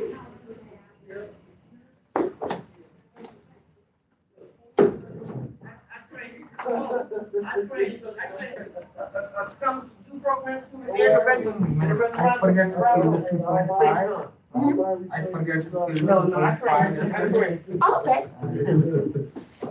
Oh, You okay? Yeah, what so was we the got 11. question? 2.5. Let me look too, because I think I got it too. All of it. Wait, let me look at my guide. Yep, mine isn't answered either. Okay. It was the huddle. It was, What? we do well on running the huddle. Oh, y'all get that, them like common sense joints though, I know y'all gonna figure them out. Oh, the Making a ones, remember, question that's about- probably why we didn't do it, because it was common sense. Yeah. I mean, you know, Right, Felicia? That's Yeah. probably why we didn't do it, because it was common sense, right? we went over a little bit, but here, Yeah, all on it, cause you yeah. know, it's, It's common sense. you know, like, you need to figure out what to do. you know? I do understand what it just read, I just read it, so I do understand. Okay. That was the only one we don't have, that's empty, So, right? you could write it if you want, a positive and professional work environment. A positive, Yeah. uh-huh. And professional? And professional work environment for supervisors, technicians, clinical, Mhm. and support staff. Okay, and the atmosphere? A team atmosphere where everyone is important. Okay. And then- Important. Yep. Okay, And then clearly communicated rules, expectations, or goals. okay, expectations and goals, okay. And then a safe place where problems can be solved. Safe. Thank you. You're welcome. He solved, right? Okay, so I gave everyone a copy of the SDS. It is not yours to keep. I need those back. Okay. So don't write on it. Don't write on it? No, don't write on it. Okay, For those all that right. came out of my SDS book. Okay. All right, okay, If you want one, Maddie can make you a copy, but those are not yours. okay. Okay. That's good to know. Yeah. This is just so you can review as we're talking about safety data sheets. Okay, gotcha.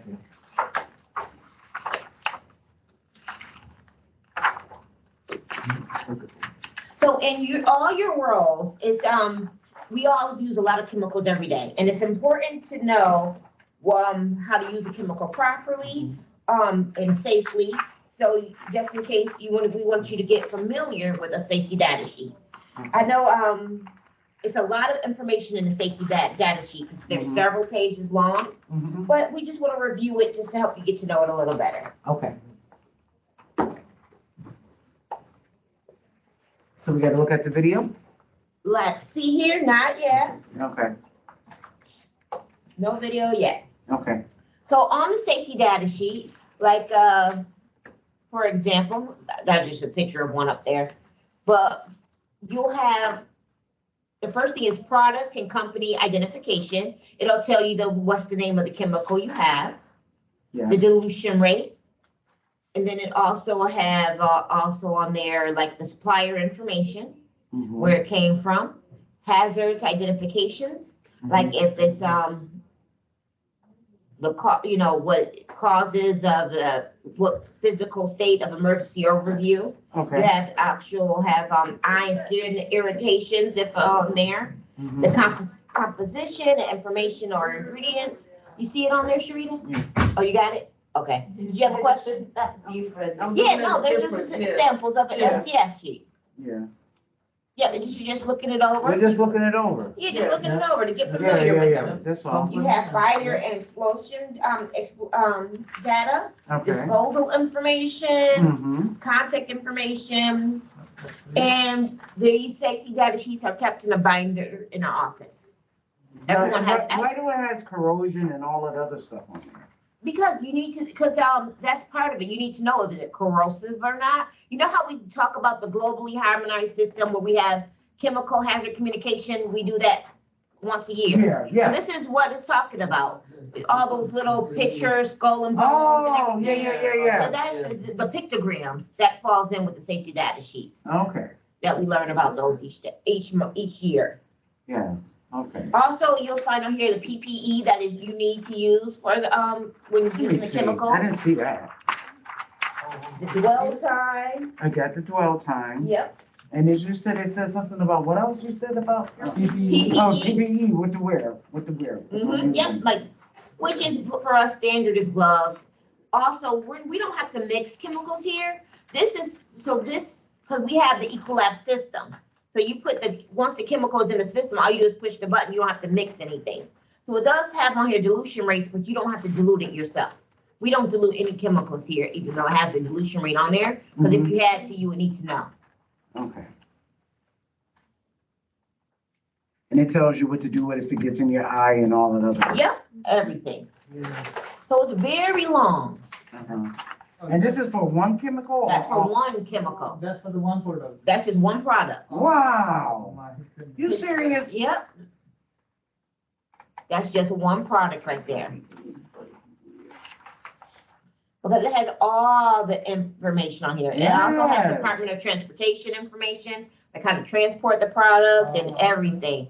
Packaging, Yes, I see all if that. it's flammable. I just wanted to know physical why hazards. so much? Why so much information? Because it's the information, what if what if they're driving here and it's, there's a car accident and it spills all over the world? You need to know, is it gonna cause a Yeah, is hazard? it a hazard? Yeah. Yeah, Somebody have to find out what it is. Yeah, exactly. So you okay. have to have all that information, because you never know what can happen. You have to be prepared.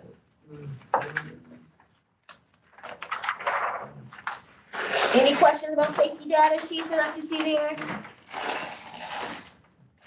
They're also No, on but they're always located in our office, or Always in our are they office. located throughout the whole? Well, they're on I2 as well, but everyone we use is in our office. Like, of course, we're not gonna have ones that nursing use in our office, so we don't use them. Oh, okay, But they're all on I2 as well. I2 is our Roswell intranet page. okay, uh-huh. If okay. you look on the left, it'll say SDS, or it might say still MSDS, because they used to be called material safety data sheets. Then Okay, they dropped so the M. M or S? Yeah. Okay. And then they're always on there also. All right. That's good to know. Yep. So EPA registered hospital grade disinfectants or one-step cleaners like we use are used frequently for cleaning and disinfecting in healthcare facilities. These include but are not limited to quaternary disinfectants, which is our A456. And then also our hydrogen peroxide-based products, which is our wipes and also our multi-surface disinfect cleaner and disinfectant. Yes. And then some of the different chemicals that we use, what do we use for Contact Plus rooms? That's a little different. Bleach. Yep, we use our bleach wipes for there. Now, bleach, like on there, we use the wipes. If you had the container, you would have to mix them. We don't like mixing things, which is like a 10-to-1 ratio. So we always use the bleach wipes, so you don't have to mix anything. And we only use those for C. diff rooms. And then the dwell time ranges from all of our chemicals, which were up here. Yep. And what was 456 dwell time again? Wait a minute. And hydrogen peroxide wipes. And then take it on home with the Yep. Clorox wipes. Yep. What is that one? 5. Here we go. Okay. And it's important that you make sure that the surface stays wet for that, whatever you're using for that amount of time. 10 minutes. Yep. Does somebody want to do a demo on a dwell time? We have some. We have wipes and we have gloves. So we're just gonna leave it, all we're gonna do is wipe it and leave it? Yeah, we're just gonna do a demo though. Yeah. Because we want to time it just to make sure and see and. But don't make There you sure, go, Kapil. and don't go in there without no gloves on. Yeah. Oh, Yeah. yeah. No, I didn't know, I usually do the bleach wipes, sometimes I would grab them, I still do. With your hands? Yes, I still And do. then then my hands got white. exactly. I thought it was paint on my hand one day, I'm trying to get it all bleached, and I'm like, yo, what is this stuff? And then I realized it was the bleach wipes, and I know not to touch them without the gloves on. Yep. I couldn't do that at all. Yeah, they was just, I mean, they come off after a while, but at first it looked like it's paint on there. Yeah, it does. And I'm trying to get it off, I'm like, where I got paint at? And it's the bleach wipe. But the hydrogens, they don't, Yeah. Yeah. I know, I gotta remember just to I can go over really, here. you just Yeah. explain why. I just gotta make sure I keep my gloves on all the time. You know, sometimes we think we at home, we don't use nothing. Right, right, it's clean. And then we go here. Gotta put the gloves on. You I forget. know, I'm gonna do that real quick, after you take your glove off and, I know. and you can't. And this is something we go over in our orientation with all new hires. We always review safety data sheets and the importance of dwell times. We talk about each of the products that we use. Mm-hmm. Stay wet. Yep. Oh, you timing it? Okay. Oh, you don't use a circle of, he didn't use a circle of motion. He He's would. not supposed, Yeah. yep, one direction. He That's did, right. he You know went what, in I one think, I don't know, direction. we gotta start training people to, with what y'all saying, cause I think everybody I see do like. Do this. Yeah. That's what I'm Everybody saying. do this. They watch the table, they do this, they do the bed, they do Yeah, and then this. you're I ain't just seen circling nobody- the, yep, I ain't seen nobody just, you know Just what I do mean? what he Like just top to did. bottom. yep. That's just how, you know. So it's not being Yeah, no, that's disinfected. good. We're just No, it is, timing I'm it. just saying, it just, you I know, never seen nobody do it. it's just going in a circle. Yeah, I know. It ain't pulling it out, you know, I don't know. Yep. I mean, it is what it is. Okay, so that's how it works. Mm-hmm. We're just timing it. You guys know this, but Yeah. it's just a good practice. I can use 1 minute. Yeah. See, I wait my 1 minute and then I still do something else. Yeah, yeah. Like if you're, because then there's other things, 'cause like in the room, you're starting clockwise or counterclockwise. You clean one, then you go on to the next, and then the next, and the next. Yeah, so then when, by the time you're finished, everything is dry. You know how when you wipe it, then you come out, then you go and get Yeah. your mop. So it's- By the time you get your mop, it's gonna be a minute, so you go back in the After bathroom. 1 get your minute, mop, everything now on you that dry the surface is metal off killed. real quick. So That's the only thing, you know, the singing It's stuff, like, you know. it'll take a little But the longer now to you dry, want it to but look like it's clean. Cause I hate when I come No, over that's- and it's white Kill on. time, that's You not. look, kill you make it time. look Not the dirty. right time, yes. You know what I mean? And it's like. But she just said, it makes sense, but when, instead of coming, because I mop first, Yeah. because people gotta go to the bathroom so quickly on my unit. So, you mean, it's They gotta people go will. now, so I mop first. So Capel just But cleaned the that's a good surface. idea. It's still a little damp, but it stayed wet for the 1 minute, so we know that everything on that surface was killed. Do we really? Yes, we do. We believe it? Yeah, Yeah. I think- it's been proven. Yeah, it's been proven, yeah. And don't forget, we also, remember when we go in there to your rooms and we do the black light inspections? Yeah. Where we spray on your surfaces Yeah, and then you yeah. wipe them off? Mhm. And then we come with the black light and we see they're gone? Yeah, I seen somebody. The germs are gone. That's the tool we use to show you. Good idea. And if they're still there, we know that it wasn't cleaned properly. Y'all should, you know what, the people that's training, y'all should give us that little stuff so we can. Yeah, so we could check We on can do them. that. So we can be like, yo. So let's we see, could- let's so we see. could That's a help great them out. idea. Yeah. See what they missed. Everybody ain't gotta have it. Cause it's a training tool. It's a great training Yo, tool. see this when they, you know, if they say, actually, did you clean something? Yeah. And you did, and they come back and they do this, so they can see it, so they can say, Yeah. oh. Oh, Okay, yeah, that's now I see, I really gotta work. Yeah. Yeah, that's a great You training could even tool. put a smiley face and come back, you know. To make them feel good in the. Yeah, that's a great idea. We can order those for you. So it'll be like it's a little spray, it's a little small, it looks like a little mini travel size spray, like perfume bottle. And then you just spray on your frequently touched surfaces. We only use the frequently touched surfaces for that. And then you have a little light, like it's like a little mini flashlight. So like when I train them and say I let them do a discharge by themselves. Yeah, by Yeah, themselves. I'm always say, okay, let me show you, Mm-hmm. you know what I mean? And then I And can then, see, yes. and I can show them like, you know, so next time you gotta make sure, you know what I mean, that's all. Yeah, that's a good idea because It is, it's a then you're great not idea. saying, how did you miss all that? Because Yeah. I don't know how to talk to people, so Yeah. I'm gonna say, how did you miss all that? Yeah. Why? And Why? If you're not wiping, if someone just going through and just like wiping softly, you're not gonna get the germs. You have to, you know, put a little pressure on it. Yeah. Okay, yeah. You don't have to like scrub, but you can't just like, you know, do a little soft little wipe down. Cause nothing's gonna happen. So then I wanna talk a little about neutral cleaners. Okay. And that isn't the neutral cleaner we use, but it's an Okay, so example of a that's why- neutral cleaner. Mm-hmm. I see. So the neutral cleaner that we use, what do we use? Does anyone know? For floor, We use neutral. Yep, It's neutral called floor, it's an Yeah, it's a Ecolab floor. product, yep, 34. I yep, QC 34, we use in our mop bucket. That's what you're You see using? 34? No, like all over, like neutral. That's what it's called? Yeah. QC 34, like a. With the orange stuff Yeah. you use? No, that we're using now, this, for the floors. I know that's the Wait, orange I think stuff. someone has the It's orange, the right? That was Ecolab, sprayed to the mouth, right? SDS sheet for it, It's actually. orange. Yeah, the orange. Who has the neutral cleaner SDS sheet? I have You have- 1.5 drive now. Nope, that's not it. You got the low floor stripper one.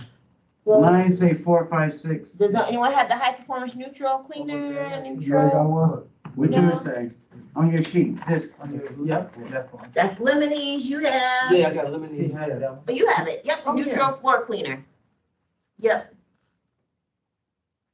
So And that's the example of the neutral floor cleaner that we use, the Is it SDS. any different than this? Yes, because yours, what is yours? Mine's a disinfectant, 456. Yes, so that's different because yours is a disinfectant and yours is a neutral cleaner. So that's the purple stuff. Oh, the purple. That we used to use, that's the new one. I saw the lemonade, I thought. Wow, and they give you all this information with this. Yep, all the information. I for never it. seen this No, before. that's what they recommend. Oh, it's not for us. Every chemical they got. Oh, I see what you're saying. You can have it. Yeah, I'm confused. You can find same thing. Okay. Yep, you can find it, yep, you can find it right there on the safety data sheet. All I gotta do is look in that book and that's gonna come up. Yeah. Okay. So for what neutral cleaner do we use at our facility? We use the high performance neutral cleaner. If you wanna write that in your notes, I'm we don't writing have it it, down, yep. high performance.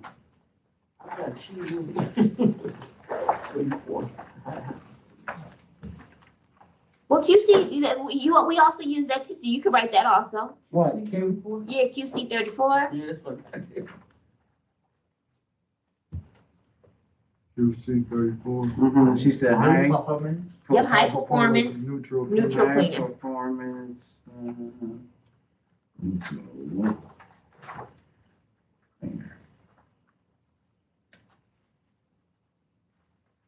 Okay. Okay.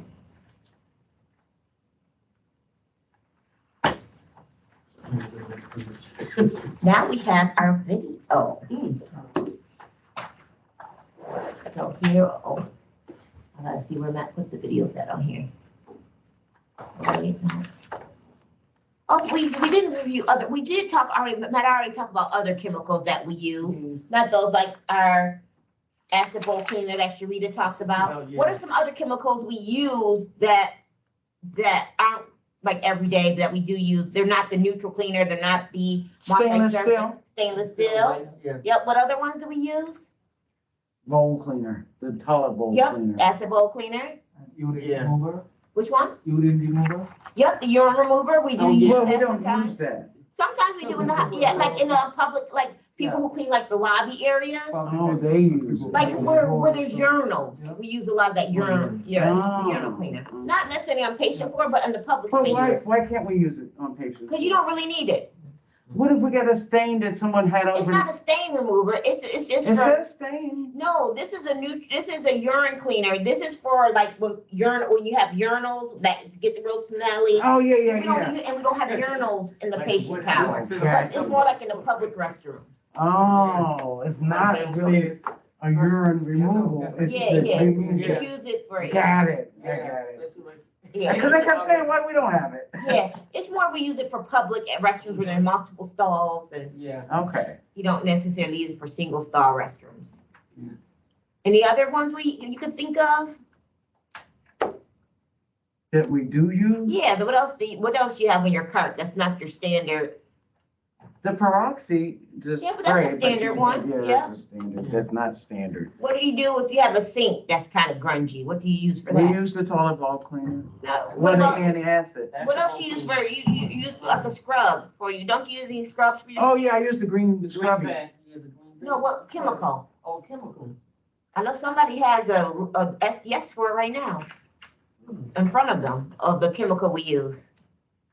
Oh, you, Mo. No, it's not low. Someone sitting right next to me. That's me. Oh, lemonade. Yes, Oh, lemonades. I could have told her, I thought you Yeah, said. yeah, we use lemonades in the sink sometimes to help scrub them out. Yeah, I do, especially with because the- it gets a ring around the it. coffee stains Yeah, you and get the, that's what you use every day instead of that. You should use the lemonades, because that's what I do. Yeah, eliminate. Yeah. But it I leaves know a you use residue. it. It uses a residue though. It Yeah, you does have to leave one. rinse it. You do have to rinse it. See, but The whole thing of it is, how many times do you have to rinse it? Until the residue's gone. It varies on how much you use. And the people use it for the toilet too. They put it in the toilet, they clean the They clean the toilet and they toilet. leave it in there. They leave it, yes. Well, they're not They're supposed not to leave it. supposed to. Well, No, because, they're I not guess because, supposed to. and the reason why, and I asked somebody, why did they leave that in there? They said because it was stubborn. It was stubborn stains, and this would help it. That's not really. But what the it's stain made was for. still there when I went back. Yeah, because that's not what it's made for. It's Yeah. not for toilets. No, it's not. No, it is, it says Yeah, toilet but it's cleaner. not what it's made for stains like that, Oh, lemonade. Just use it and Yeah. then flush it up. And they flush it out. Yeah, but flush it. people that leave it in there and then. I see it a lot. Mhm. Yeah, Okay. but those are some other chemicals that we use that maybe not your standard everyday ones. Okay. And then I think and then there's some other, let's see, let me get to the video. As soon as I figure out where he went for the videos, because I don't know where he put them. Where did he go? I think we went through this last time. Didn't we have, like, my documents or my No, he had them documents? up, but I don't know where he had them on here. We did that. Let's see. Oh, That's probably in one of those little boxes. See if you can. I'm going the wrong way. Oh, there's the video, but we have to go to the thing because I don't think it'll play from here. Then we should Get out of And I this. saw you, I'm like, I don't even know. No, Just escape, make it smaller. let me see. There we go. Woohoo, Trace. Trace for the win. Yeah, always. Anything for you already? Oh, we want them? You guys No. are computer savvy. I wish. Let's see He videos. had them under, yeah, I think he had them under. the There we go. last time. This one. And we're gonna No, It's, do, mixing chemicals. we did hand. Label, chemical, where is it?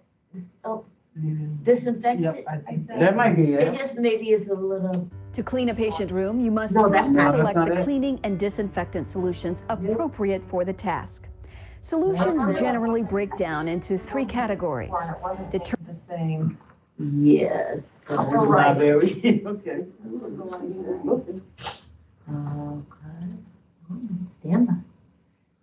Because we're in module 3, but that's a stocking, maybe it's under stocking cap.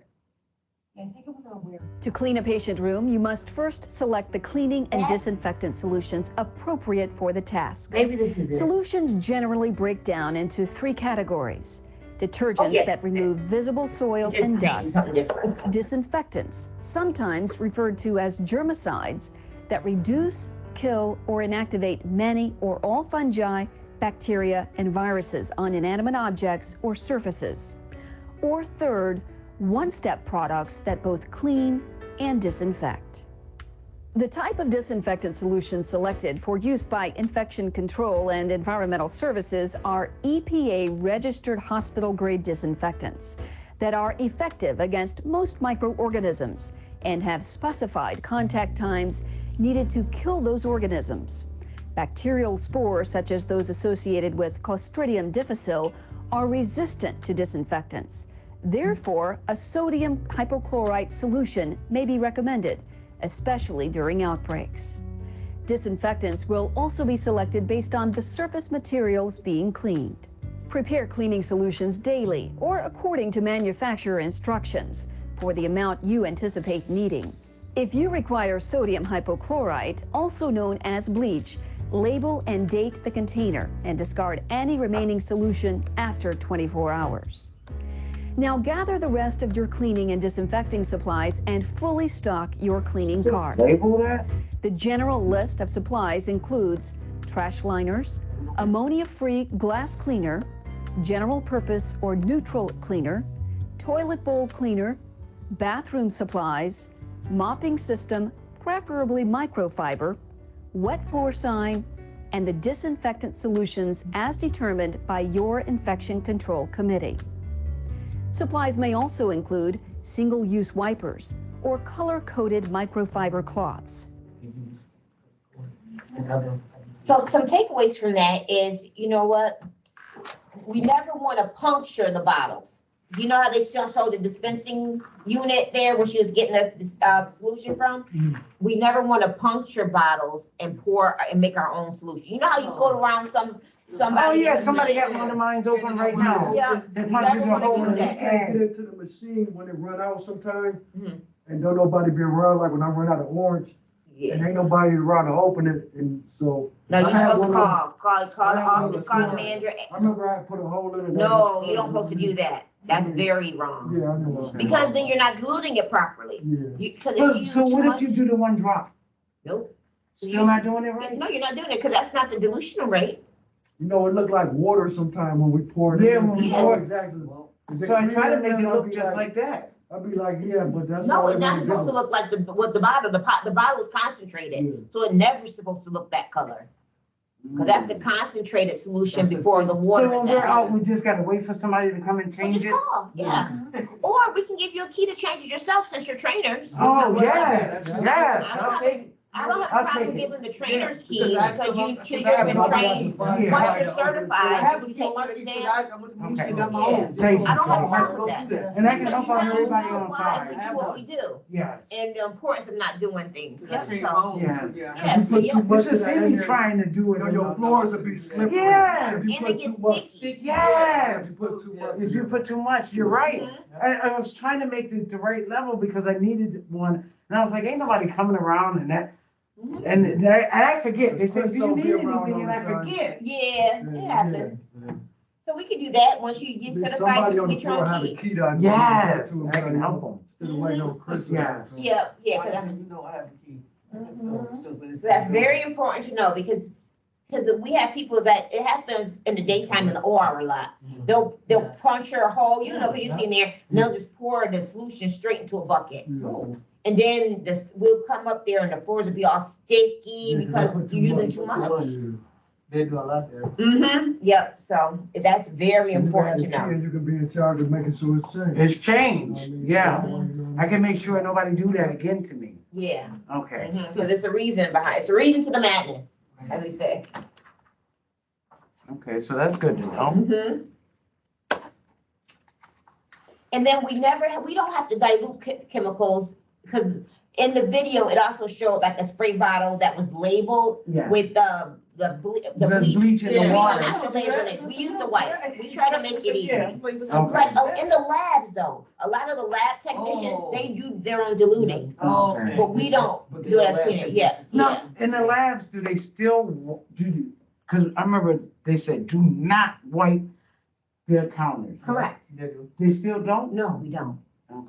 There's a reason behind it, not to get off subject, but just quickly, because the doctors are working on like different cures and different medicines to cancer, and they're on their lab benches. They're called benches. So if we go up there and we use chemicals, we can Yeah. disrupt something. And some of these projects have been going on for years. You can, you know, accidentally mess up a project that the doctor's been working on for a couple years. Okay, I see what you're So saying. we leave their lab benches alone. We leave that, we don't touch anything on there.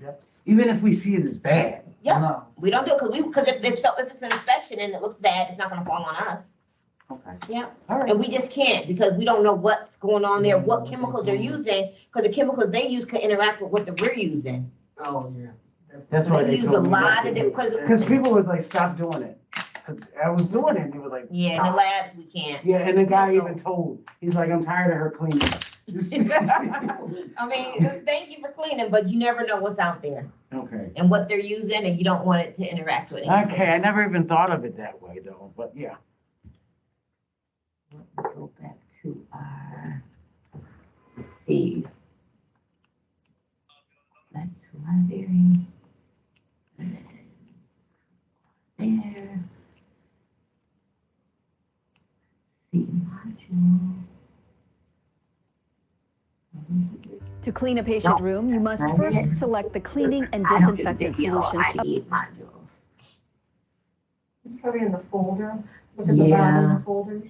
Oh, there. No, oh, I didn't put it back on the slideshow. Yeah. Okay. Oh, well, There you go. all right. Still open. Go back to where we were. Here we are. Yeah, Okay. we read the SDS, we watched the video. We're not gonna prepare any bleach, because we don't have to use it here. So we're gonna skip over preparing bleach. What you do need to know. Attend the ratio. Yeah, we already discussed that. 10-to-1 ratio for bleach, in case you ever had to, you might have to know it for your exam. Mm-hmm. So for the bleach, we should be on page 3-16 for you. 3-16. So we going back? No, Right 16. here. 16. So it puts in here. It says, how should you prepare bleach? Yeah, 3-16. No. Yeah, that's 16. I 16. thought you said 6. No, 16. 1 and then 10. Yep, One part of the bleach? 1 part bleach To to 10. 10 parts water. Oh, okay. Ooh, but we And don't have to do then that, though. we want to do like a pretend label if we ever. Yeah, Oh. so what you have to do is we will have to write on the label, if you were making your own bleach solution, you would have to write it on there, the name of the solution, which would be bleach. Mm-hmm. Chlorix bleach. Yep, the strength of the solution, which would be a 1 to 10. The date it was made, that's very important. Like if you go into any lab space right now and under their sinks, they have actually bleach in there and it has this information on it. Like when I do like EOC rounds, I go in there and we look at the cabinets and we check their bleach bottles to make, like whenever it's opened or made, you have to actually write it on there. So today's date will be the date it's made. The expiration date, if it's ready to use, is 24 hours, but it depends on the manufacturer. But it's good to know it's 1 to 10, 1 part bleach to 10 parts water to get your bleach solution. And you said the dates. Right? Yep, you need to know the strength, the date, and then the name of the solution. That's why we, on our bottles, we never use unlabeled bottles. Yeah. And then, we have our labels pre-printed. So you don't have to write anything on them. Like when you fill up your 4, 5, 6 bucket or your, neutral disinfectant cleaner, and like, here's a example of a label. All of this information on the label is here, so we don't have to make labels. This is just an example of a label for the peroxide surface and glass cleaner. So we don't have to put anything on because it already has a label on it. And that's the importance why we always have to have labels on bottles, because we need to know what's inside of it. Because if we have to refer back to an SDS sheet, in case someone gets something in their eye, we need to know what chemical it is. So you never want to use a bottle that's spilled and there's no label on it. Very So important. it's by 1 day only? Well, that's why, remember how we used to keep the 4, 5, 6 in a spray bottle? And we stopped doing that because after a day, it lost some of its killing properties. So that's why we went to the bucket, and then you just change that out every day. So you still use just So one that's day. why we changed from the keeping disinfectants in the bottles. Because after 24 hours, it loses some of its What about the disinfectant properties. multi-purpose surface cleaner? We have to change every day or? Well, you should. Oh, Yep, you should. Every day. Yeah. I don't care how it is. I'm just coming in and empty it and start all over. Yeah. So you don't, that's it. If you don't use the whole bottle every day, then I would say just fill it up halfway. Okay. You know, just to save on solution. Okay.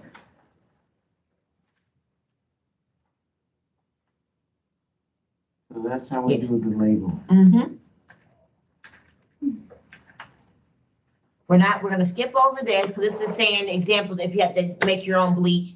The first thing you would do is you would put on your PPE. What PPE would we need if we had to mix bleach? gloves and. Gloves and goggles, yes, definitely. What else you might use if you're mixing bleach? Like gown. Yeah, you might wanna use a gown, because if any of that gets in your clothes, it's gonna leave a stain. Then we also, again, label the bottle. We will prepare a 1 to 10 ratio bleach solution.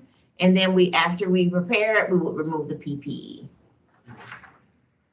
So we'll review. Name 4 items that should go on your cart every day. Gloves, You guys should write these in page 3.18, just to kind of keep a little. Wipes, gloves, mops, Yep. So wipes, trash bags. trash bags, gloves, mops. Those are all good things that should be in your cart. So, Kapil, what is one advantage to using microfiber mops? It absorbs the, Is, water. yep, it absorbs more better than cotton. That's great. What about you, Maurice? Can you give me one? What about? What advantage to using microfiber over cotton? They lighter, they don't. Yep, You know, they don't. Yep. absolutely. They're lighter. What about you? Got one for me? I think, I was gonna say absorbent, but he already said it, but then abrasive? No, they're not. They're not really abrasive. No. No? Is that my elbow grease? Yeah, they're more. I would say they're more effective at removing bacteria, Okay, eliminating more bacteria on effective. the surface. Eliminating? Yep. Wanda, Sharita, either you have another one that's advantage for microfiber over cotton that you can think of? We got that it's more absorbent. Yeah. We got that it's more effective than cotton at eliminating bacteria. And I think and Marie said it was lighter than cotton. It's more durable. More durable. Yep. Mhm. And then it also requires less chemical. Mhm. What is a dwell time? Is the amount of time that something should stay on the surface. Yep, pretty much the amount of time that disinfectant must remain on the surface wet in order to kill the microorganisms. So that's very important. And what is one example of hospital grade disinfectant that we use? A hospital? Yep, grade disinfectant that we use every day. What's one example? Yep, hydrogen peroxide. Hydrogen peroxide. Yep. I'll give you guys a minute to catch up writing. Are you on? We're on Okay. 3.18, Wanda. Yeah, we're on 3.18. See it? Are you on 3.18? 3.8. No, No, 1.8. 1.8, like 3.18, Yep, 18. 3.18. Yep. Yeah. And that's what we're getting right. Yep, so the first one, 4 items that should go on your cart. And you write those down. I think it was Yep, trash they're right bag. there behind you, actually. They're on Yeah. the wall. Yep, and then.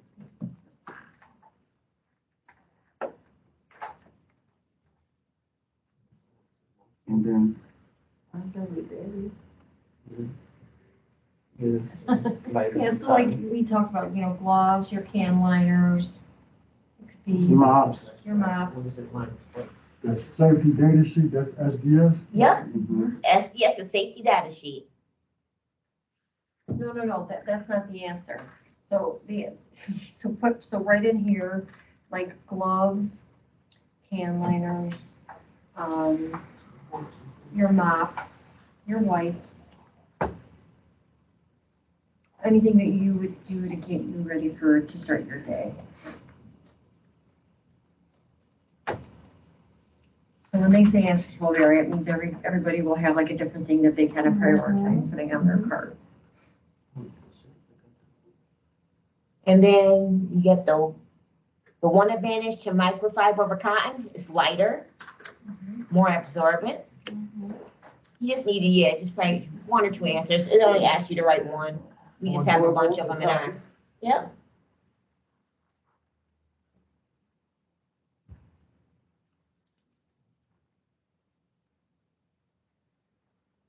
You have to write all these? No, you just have to answer one. And then just what is dwell time, which we have, you know. dwell Yep, time. it's right up there behind Kapil.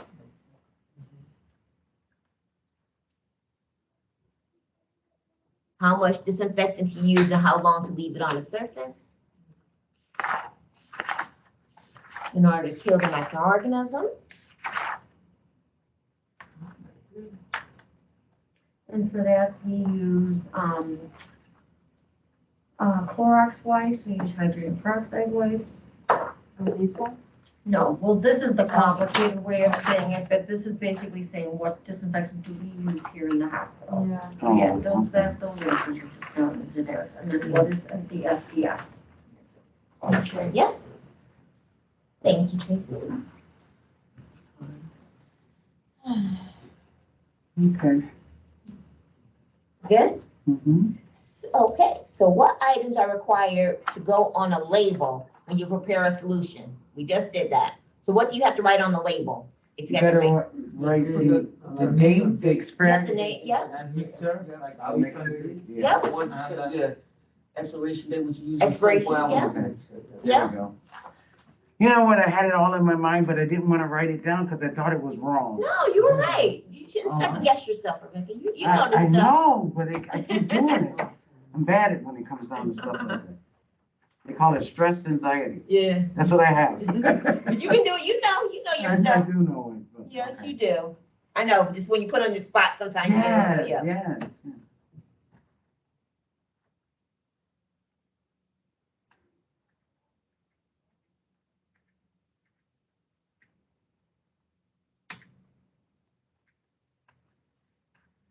Okay, we finished module Okay. 3. We're moving on to module 4, which is occupied patient room. And I'll be right back, 'cause I have to use the restroom. Okay. I drink a lot of water, Yes, me so too. I gotta go. Me too, me too, me too. Me too. Oh, thank you. Does anybody want to grab, oh,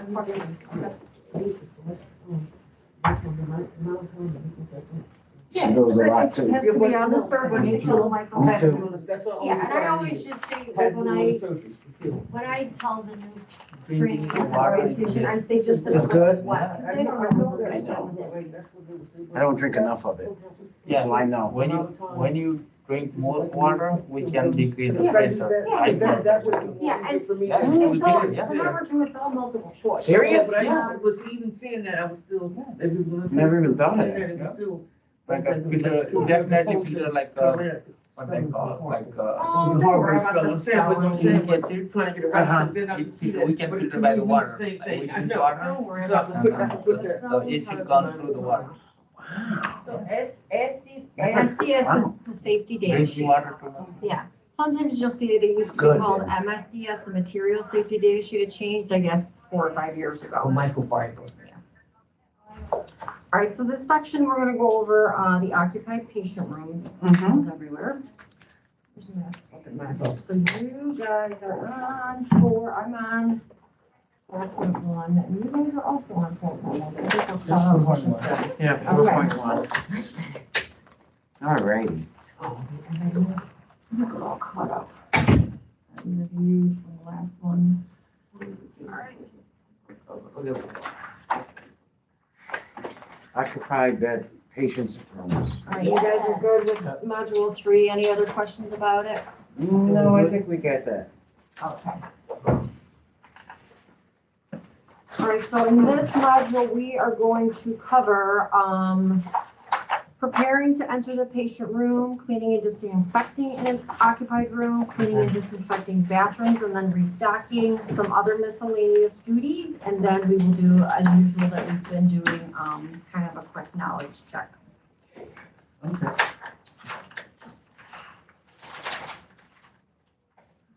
All right, so what do you guys see in this picture? Sign on the floor, and the door. Yeah. Some of the boxes, the boxes, I think radiation. Do you want these back? Yes. Yeah. Yeah, yeah, what do I see? Did you see a door? I see a door, a hallway, hallway. And this is like precaution room that, Yeah. you know, with the sign right there. The isolation Yeah. card? Yeah. Isolation room, whatever. And that's an isolation card? Yeah, That's what they, ours look different, because Yeah. ours are. They use those in, like, bigger, clinics. nicer, Yeah. Oh, that's nice. What you mean? I mean, it's That's actually- different. It's a good Yeah. isolation The card. box. We should have that. Oh, they got that's where they got the PPE stuff. Yeah, that's where Yeah, they got so everything it's at. indicating Instead to of you having you that need to card put on right there. specific PPE. PPE, yes. That's easy to use. That's what I see. And they just go get the gloves, the gown out of there. Wow. All right, so on page 4.4, you're Mhm. gonna jot down what you're at the door for your first patient room of the day. What do you need to do? You basically already said everything you talked about. Okay, so we just noticed jot the it down. labels. Mhm.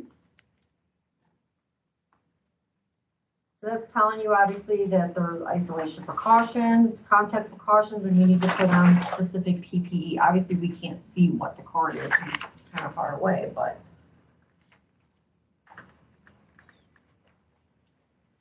Well, each person lists one thing you need. What what you need to do. 4.4, you guys are on. Yep. Yes. Turn to 4.4, Sharita. Got it? Notice the labels.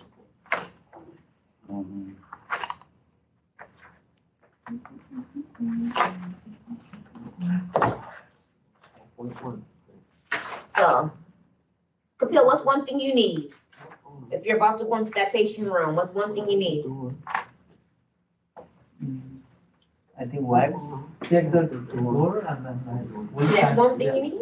You need to, it's a precaution room, so you're gonna have to use your gloves. Yeah, gloves, yeah. Whatever it say on that paper, if it's a contact plus or a dribbler, you know what I mean? Yeah, whatever it says on the Yeah, paper. whatever like, it in says. case- Yeah, so you have to read the sign to see what you need, right? You have to read the sign?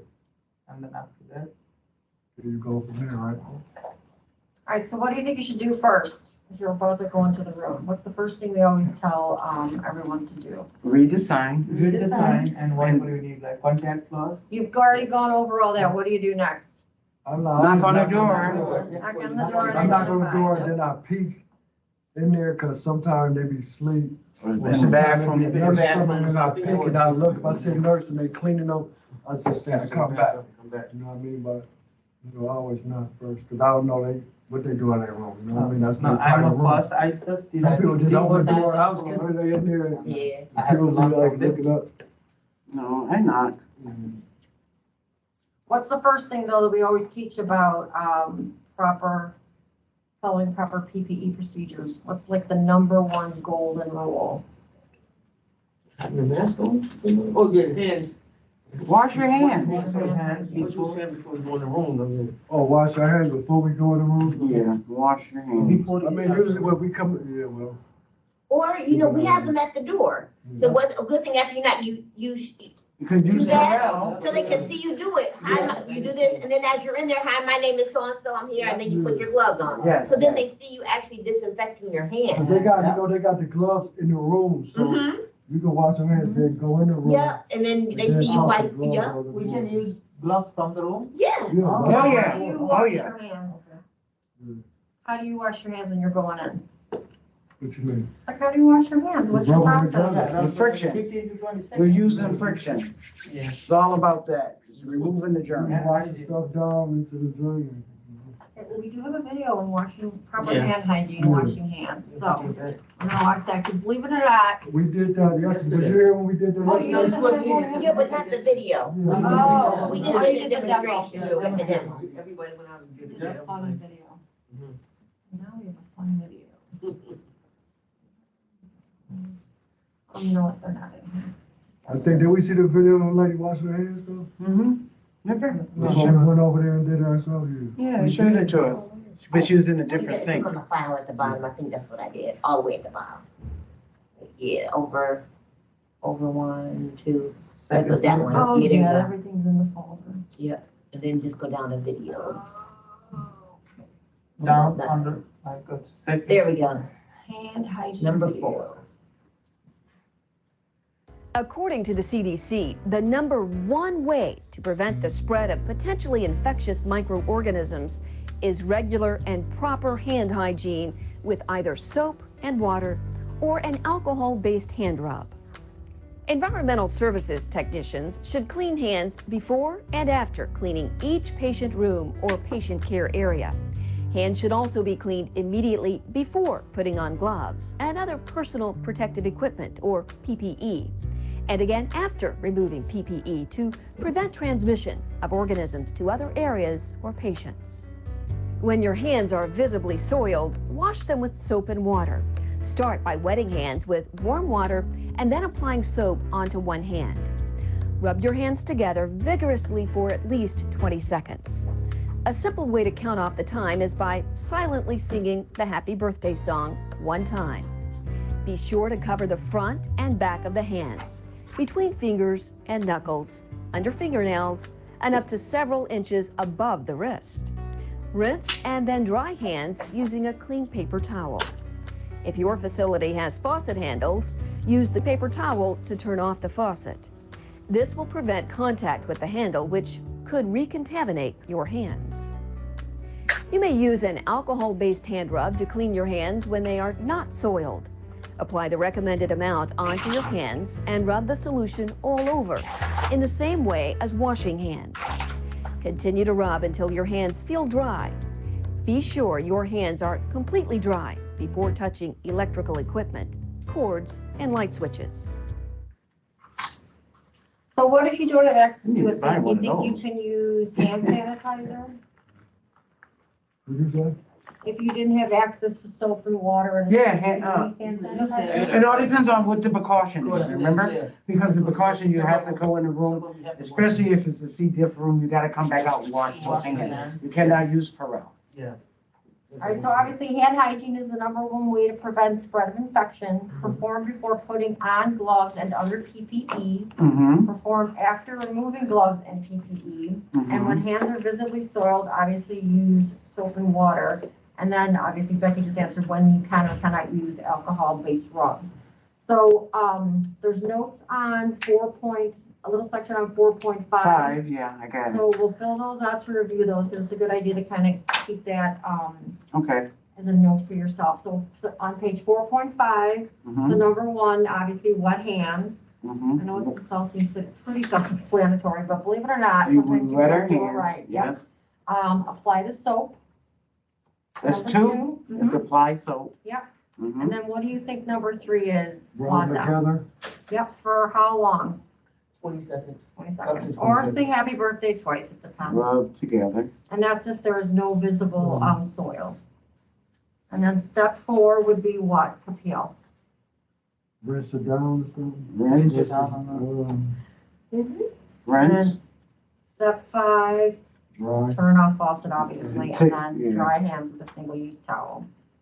And then if you are in a situation where you're using hand sanitizer, use enough product, obviously, to cover everything, getting into the cuticles, cover all surfaces, rub Mhm. hands, palm to palm. mm-hmm. And to me, I think this is palm to palm, I don't Let know me what see. they, like. Like that?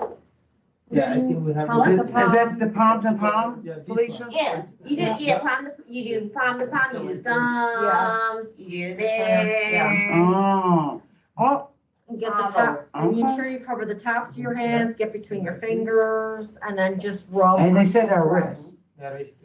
They don't say wrist, but I mean, I guess your They say hand. rub it above, Yeah. rub it above the, yeah, above the. Between fingers, surfaces, so yeah, your wrist would Yeah, definitely be okay. surfaces, and then just rub until dry. Okay.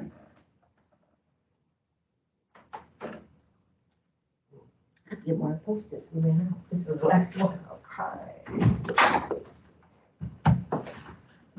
So, get out of this video now. Back and forward, and this, back in here. I know it seems like hand hygiene is self-explanatory.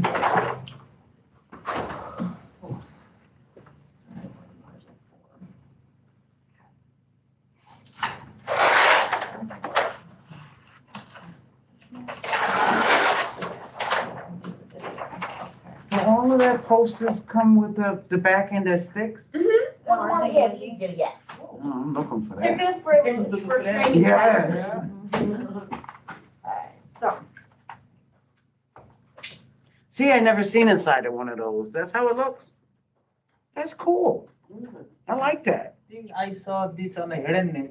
They Yeah, should have that all the time. Yeah, we have them there, we have them more on the clinic side than in the inpatient, because you need more on the inpatient. So they use the big carts, so they hold more. Oh.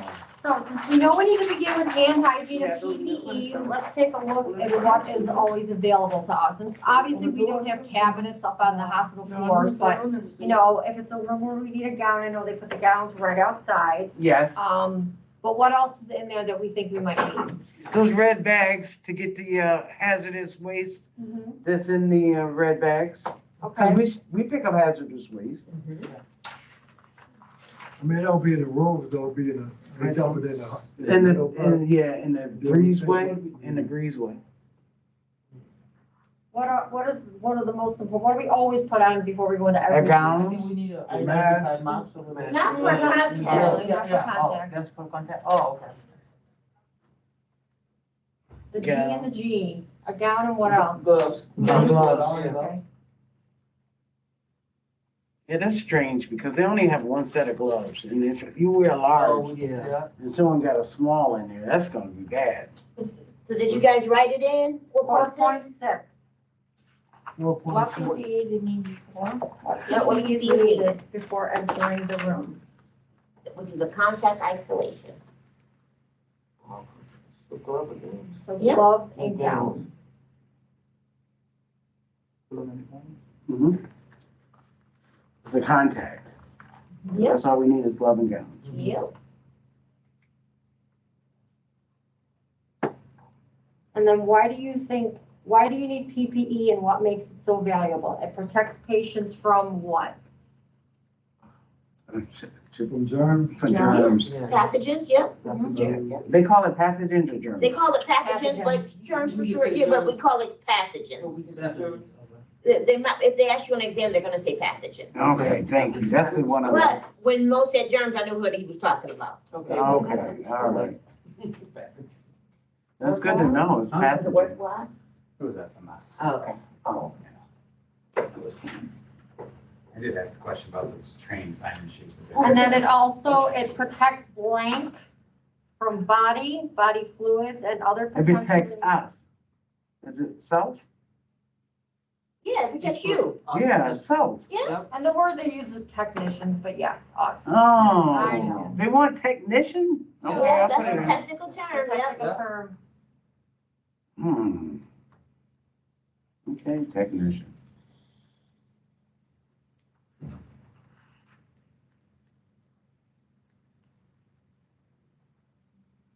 Make the form my report. Okay, any questions about PPE or PP needed before going into this room? Does anybody want to walk through or show us how they put on a glove? We did that study. Yeah, we put Oh, you on. did Yep. We did Okay. PPE yesterday. Oh, okay, all right. How about reviewing, what is donning? When they say donning? Putting on, Putting on. Yep. How do we remember that?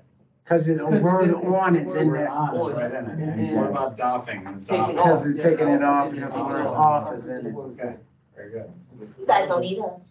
Uh-huh. There we go. Need you on the day of the test.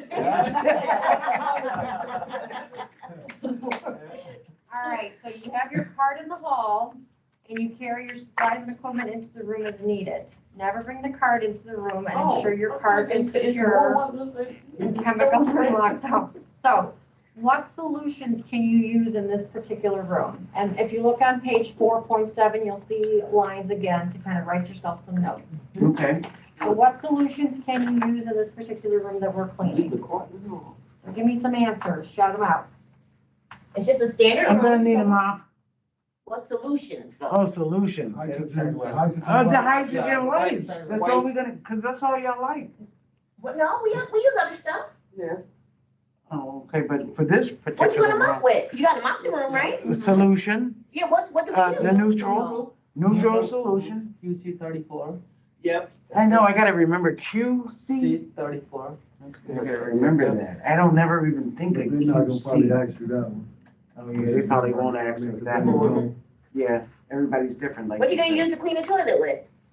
A Johnny mop? No, what Oh, solution? but the solution I'm gonna use is for peroxide. Yeah, the peroxide, the QC 57, which is a multi-surface peroxide disinfectant. Peroxide. Solution. I'm just gonna write solution. That lime grease, so what is it called? It's tolerable cleaner, Oh, but some of the lemonades, that one. Lebanese. But that, nope, she didn't say that. Nope. Yeah, you could use, you might need to use some of these in there. Yeah. That's a, Improved chemical. oh, okay, all right. You may not use it every day, but you could use it, so that's absolutely could be on there. Oh, okay. Now, what All right. equipment do you use in this room? So that's like, what equipment would you take in with you? And there's many answers here, so just shout them out. Your mop, your high duster, your dust mop, Trash wet bag. mop. Yeah, trash bag, definitely. Your trash bags. That's the first thing you're gonna need. What do you use in your toilet bowl? And you're gonna need the Johnny mop. Johnny mops with a toilet brush. We have both cleaner set. And what is an important thing for safety when you do your floor? Put the sign down. What kind of sign? Wet floor sign. Wet floor sign. I mean, if you can find one sometime. Uh-oh. Yeah, sometimes they be done. Yeah, you do. What we do the floor before we mop it? We dust mop. I mean, not dust it, not dust it. Yeah, we said dust mop. Okay, That's gotcha, mine, yeah. gotcha. I'll make sure. Or sweep. Can we sweep it? Cause I asked you that before and you said, We shouldn't be like sweeping in on the patient room. The dustpan and lobby broom are really used for picking up the pile. We really should be using our dust mop because. because they have those caps. You know those caps? Yeah. they that get- they roll kinda get everywhere? around. Yeah, they Yeah. just throw them on the. Yeah, they just throw them on the floor at us. Yeah. So, Oh, they throw them at you, but they do. They are very careless with those. So if you need to use your lobby dustpan just You to go in there to get sweep that that out one like a thing big in there, that's stuff. fine. yeah, that's what I do. But we shouldn't be like, because No, no. sweeping causes dust to rise in the Right, room, and we right. want to keep the dust down. We don't want to be Okay. having it rise up. All If it's for a couple solid objects, then that's fine.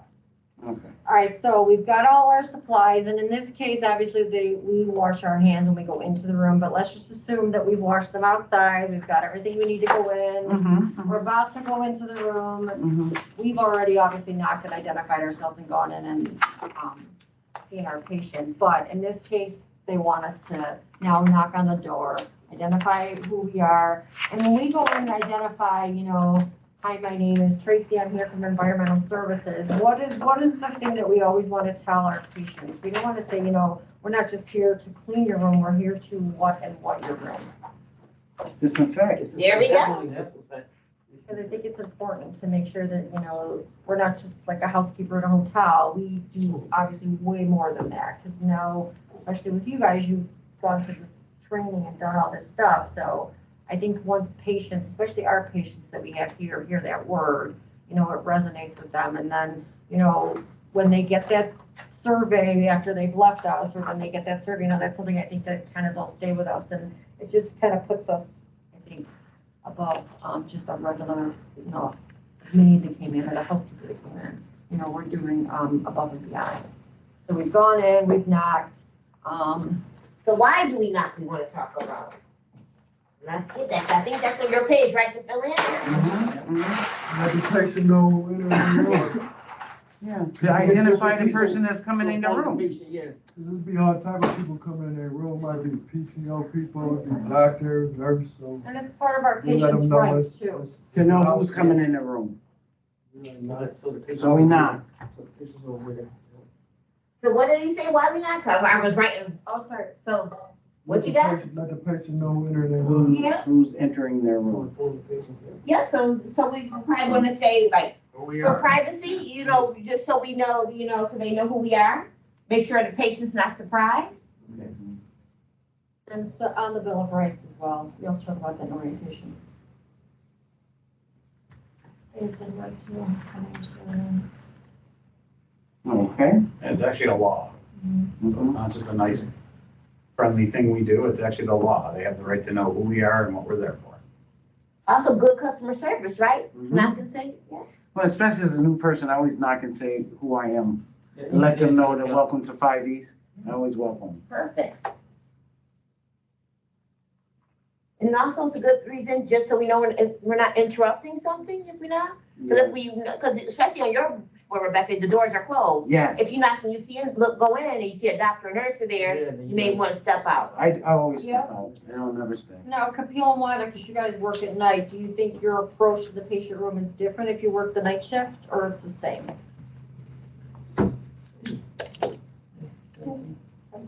Definitely, so that, call them from Melbourne, I can do, over and do discharges. Or and sometimes it be, they have one, so which means another patient. Yeah, So semi-private, I still, yeah. that's the right thing to Absolutely. do, for sure. So what do you do if the door is open and you can see a patient? Do you still knock? Yep, Yes. I still knock and say it's me. Yes. And how would you handle a situation if the patient told you to go away?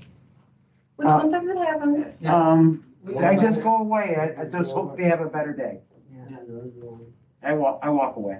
I'll be like, okay, no problem. And walk So we away. just don't clean their room that day? No, I might refuse, So what- or I'll try to come back later. I do try to come back and convince them to get it done. Yeah, and Yeah, talk to your and talk manager. to I your think there's a manager. couple things Yep. we can do here, because we really want to make sure we get that patient's room disinfected each day. But they're so So- sick. Yeah, they are sick, and we have to certainly be mindful of that. So I would always recommend a couple things you mentioned. Try to come back another time, see if another time's better. Maybe that patient's going down for testing or something, and you can get in there when they're down for their imaging or something like that. Yeah. Maybe their family's visiting and they're gonna go to the solarium and sit with them for a while, and you can go in and clean it. But try those things, try to exhaust those options to get in there when it's a better time. What about If you saying I can't, can do it in the morning? well, if you can't, I would talk to either the nurse manager for the floor and say, patient N6 is just refusing. I tried to hit it a couple times today, but they just won't, they're just not in a good place and they really don't want me in. And we face that a lot here. We face end of life situations, we face a lot of things. And we always have to be caring for the patient and understanding that, but exhaust every possibility. A different time, catch them when they're going for testing, talk to the nurse manager, let them know they might be able to intercede and talk to the patient, say, they just want to come in and wipe your surfaces down or hit your bathroom. And, just exhaust every possibility of how we can get in there. Don't just say, okay, I'm out. Because what's going to happen then is they get that survey and they're going to say, nobody cleaned my room for 3 days. Well, that's what that's why I was Send us late coming away. down today, because someone told me that. Yeah. They said they haven't gotten their room cleaned since last Wednesday. I just don't. And I told them there's no way. I don't always believe it, but again, the patient's not just making that up. I don't think he just made that up to me. But then our patients are also on heavy medications. I mean, no, they are. They may not remember one of them. Oh, yeah, you're Or they right. may have been away for testing when we came in, Right. or they may have been sleeping. Yeah, I told him, no, that didn't happen, but he said it Yeah. did. So I had to listen to him, Of course. because he was trying to Yeah, tell we're me. not gonna tell the patient they're lying or they're wrong, but you guys are savvy enough to know if a room's been skipped for 5 days. You would walk in, you would. I cleaned it. I cleaned it this morning. That's why I was late coming down You here. would know. I cleaned it because it was messy. It really was. He wasn't, but that could have happened overnight. Right. Okay. So you're in your room, obviously we have a plan, and, when we go into a room, we talked about, top to bottom, left to right, clockwise. You've greeted the patient, and they give you actually a little acronym here, for a tool for GREET, GREET. Greet our patients, reveal to them who you are, what you're there to do, like Becky said, welcome them to the wing if they're new to the wing. E is tell them the extent of time. I'm going to be in your room for approximately 20 minutes this morning, taking care of everything, expound on what you're going to do, and then thank them, and ask them if there's anything else that you can do for them or anything else that, they might need at that particular time. What if they Obviously, say, within "Take your tray"? reason. I Within need- reason, we know Okay, what we can or all can't right, do. I mean, if okay. someone asks us for a glass of water, I apologize, I can't, but let me grab someone that can assist you with that, because we know dietary restrictions and certain things, and I know some of you guys, you do water for your patients, so Yes. some of you guys go above and beyond and grab trays, but some of our employees, aren't trained to do that, so we don't want ever to make them feel like, oh, I was supposed to take that tray, or I was supposed to do that, and it's, again, within the limitations of what you've done or what you can do on that particular moment. And some people, some of our patients might just want you to get in and get out, and you can read their vibe, and you can read the room, or maybe they have visitors in there, or it's meal time. So every situation, I think you guys would agree, is going to be different. So it's kind of just giving them an idea of what's going on, and maybe it's their first time here. And I always tell new hires too, we have 3 definite points of contact every day when we go into a room.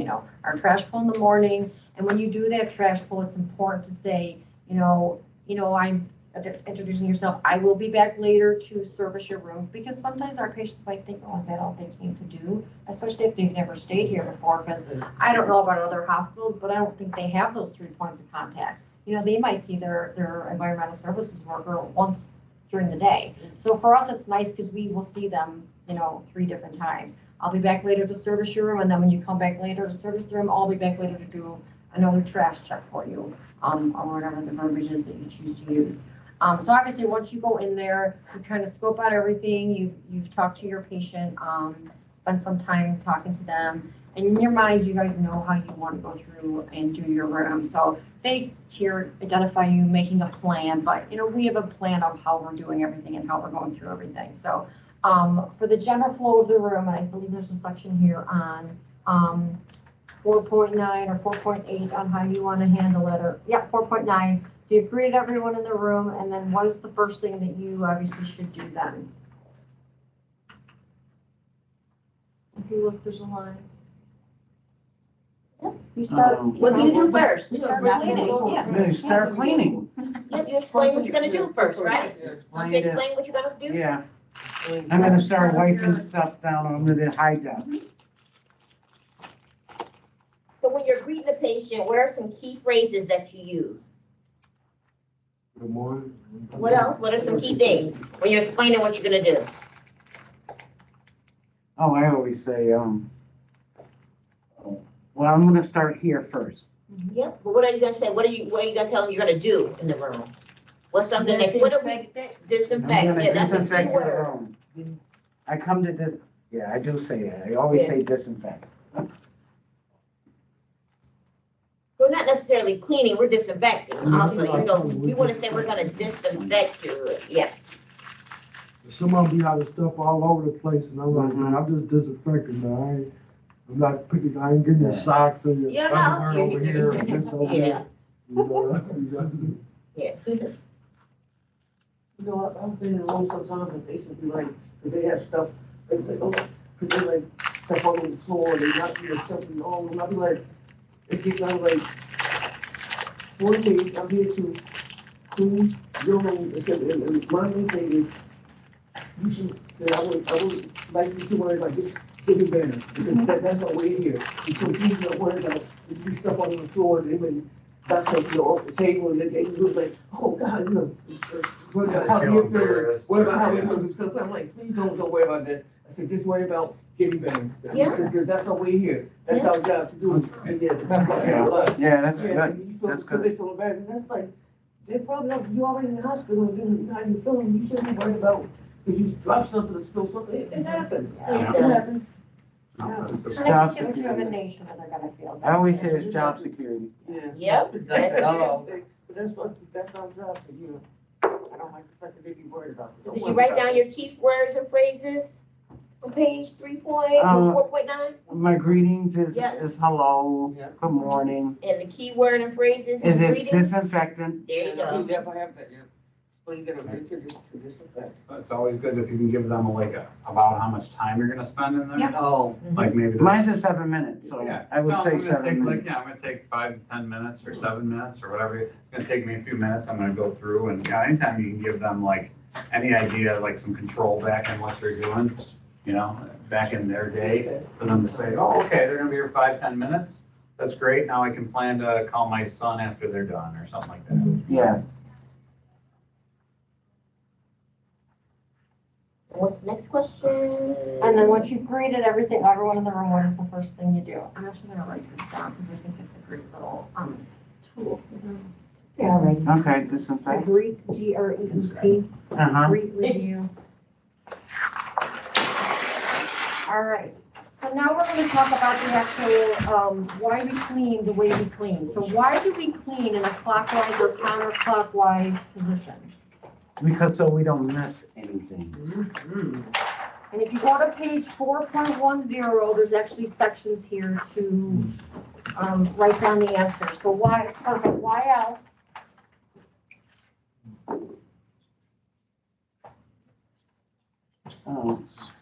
Why else do we do it Yeah, that? so if nothing gets So skipped. nothing gets missed, Mhm. and, So cleaning isn't, I like the word haphazard, Yeah. I'll haphazard. tell you, especially like Becky, think of your floor. You have patients that are there for a long time. They see you every day. If you came in every day and you were just kind of like wandering from here to there and like not sure, you were starting over there and then going over here and up there, what are they gonna think after 3 or 4 days of you doing things 3 or 4 different ways? They're gonna be like, man, this person's got no routine, they're disorganized, they're running off. Versus when you go in, and every day you're doing kind of the same steps, the same things. Yeah. They're gonna think, they got a really good routine, they know what they're doing, they're professional, and they're polished, you know? Okay. So the patients see what we do, they do watch. Yeah, that's all. Yeah. That's all. All right. Okay? You're meant to catch up. I've been there. And then why do we choose to clean from top to bottom? Because of One high, duration, yeah. What did you say, Wanda? Oh. Go ahead, what did the you say? one, the one duration, no? One direction. From top to bottom. From top to bottom, because Oh. the top is not so dusty like the bottom would be. So you start from the top and work your way down. Yeah, what's the first thing you hide dust, right? Yeah, hide dust. Why do we hide dust first? Because it's Bring not, the dust down, that's what I You was need to bring saying. it dust When down. it starts at the bottom, then it's gonna fly around and then. Yeah. yeah, Yeah, to we bring don't the wanna get dust things down. dirty that we already Yeah. cleaned, you know? We don't wanna re-soil, we don't wanna If get there's a things patient dirty. in the bed, do we hide dust over the patient? No, No. no. Just say, no, we never, yeah. That's what No, the no. thing says, it's right over their head, so the little lamp over the bed, no, we don't.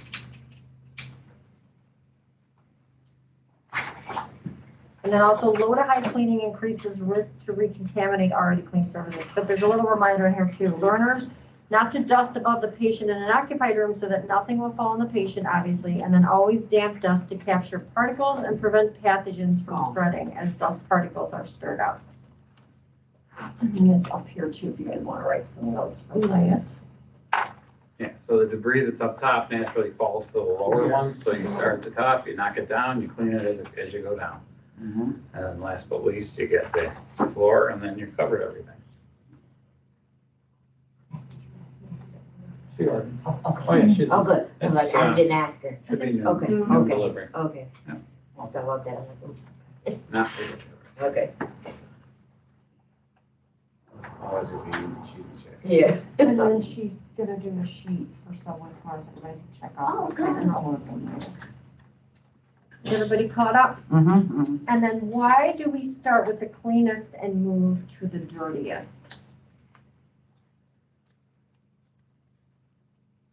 Remember we talked about it Yeah, yesterday? we start with the cleanest, because the dirty is gonna take time to remove.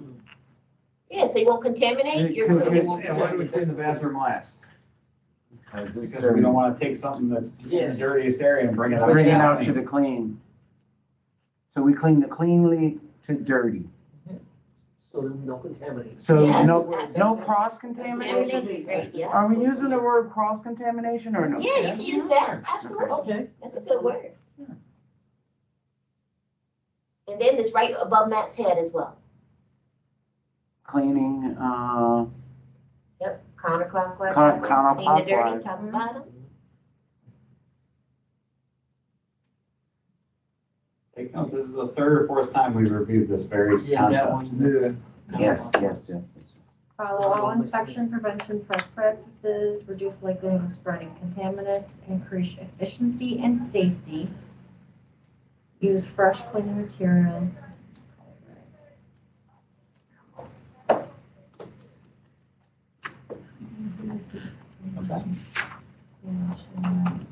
Yes.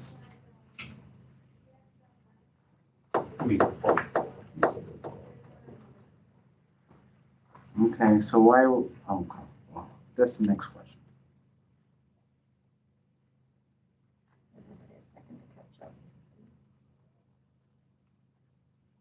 And then what are some of the wiping best practices? And Kapil kind of showed us earlier when he did the demo.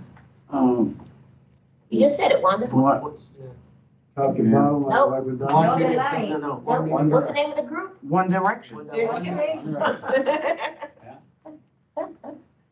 it's wiping Oh, practice. did she? There's Miles last night. She was like, for me, Wiping Oh, really? best practice I know she had a good in time. One Direction.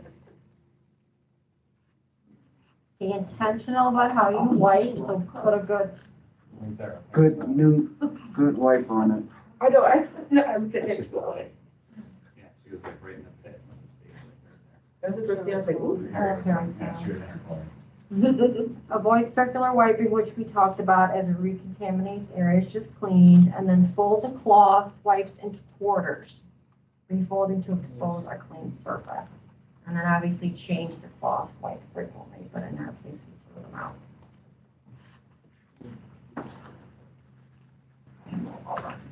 Let's go.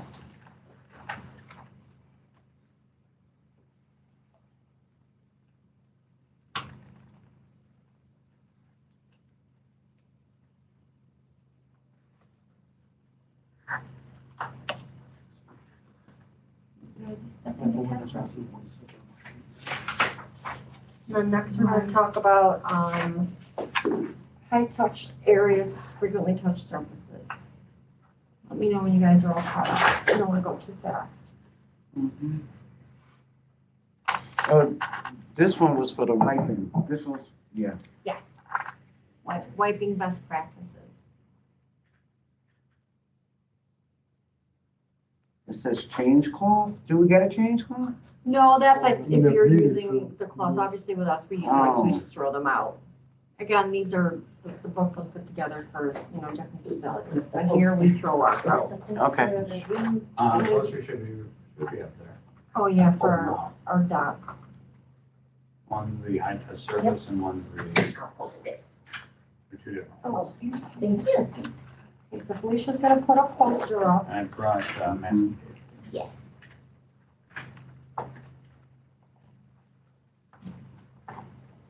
I'm gonna put it. I'm just gonna put it right over here. All right. Okay. So the lady's doing her knitting. Mm-hmm.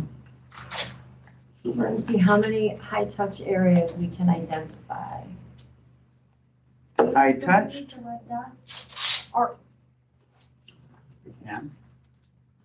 did you use them before? Yes, we did. Oh, we did, okay.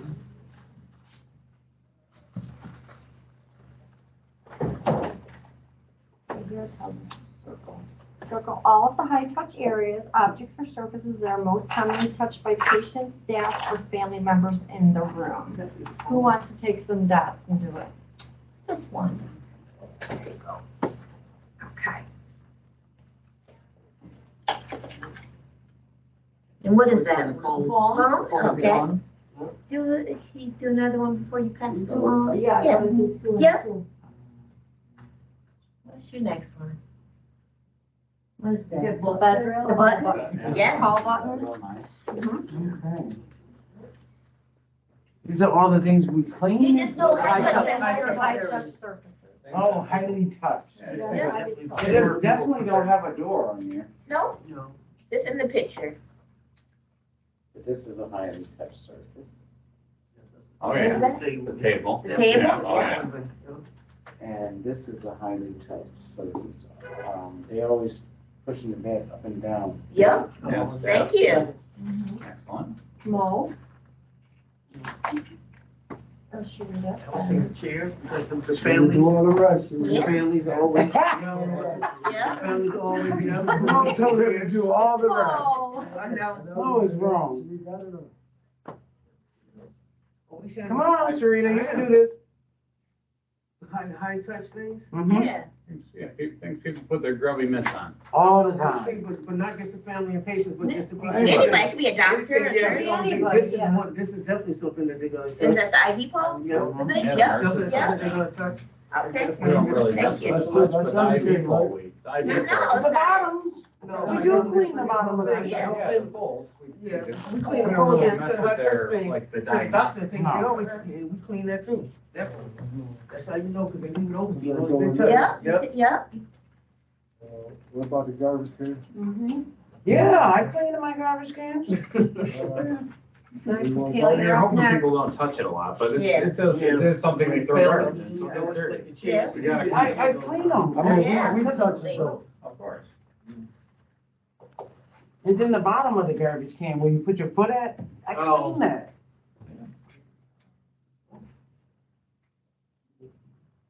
Oh, wow. Like, yeah. Well, stuff we on the mess wall. with that? Yeah, I mean, the No, nurses but the do though. nurses and stuff, Oh. that's why I put it on that, because they touch that. You know, when the doors open, you know, so, you know. I never even thought of And that. somebody go to the window on the counter, Yeah. that counter by the window. One thing we're missing, what's the patient gonna touch on the side of the The bed? railings. Yeah. Sure. I thought that meant the I railings. No, thought- that was the That's button. the Lonnie button. said the button Button, specifically. Yeah. Yeah. That's the first thing I Yeah. thought. Alright, that's about it. The only thing that I don't see, that would definitely put a button on it, but I'm not seeing it. I wiped the, I'm sorry, I wiped the wall. Well, yeah, I mean, You on know, this the TV thing, partic- on this particular bed, it looks like it's part of the bed control. Oh. Like Oh, some okay. places, it's the Cause call, usually, cause the usually call you have the button and the single one. TV. Yeah, the We have the TV thing, that's what I was handheld. looking for, the hand thing. I'm Yeah, like, we have the handheld ones. a Yeah, little the different TV than one, that. oh, that's what, I was looking for that, that's, I didn't see it. And then obviously there's other things in like the bathroom, the Door. the faucets, the Yeah. door handles, the Things that are flush, pictured. the flush valve. And, you know, anything that people really touch with their hands has potential to be contaminated. Did you guys want to jot down some notes or you have them all in your head? No, Jot I'm jotting them Page down. 4.11. There was the handrails. Yeah, I mean, the section there says, are there others not pictures, but I would just write, I mean, these books are yours to keep. but- And, table, definitely table, The call buttons, call. Mhm. the IV pole, IV. the board. The board, head, footboard, right? Mhm. How much on here?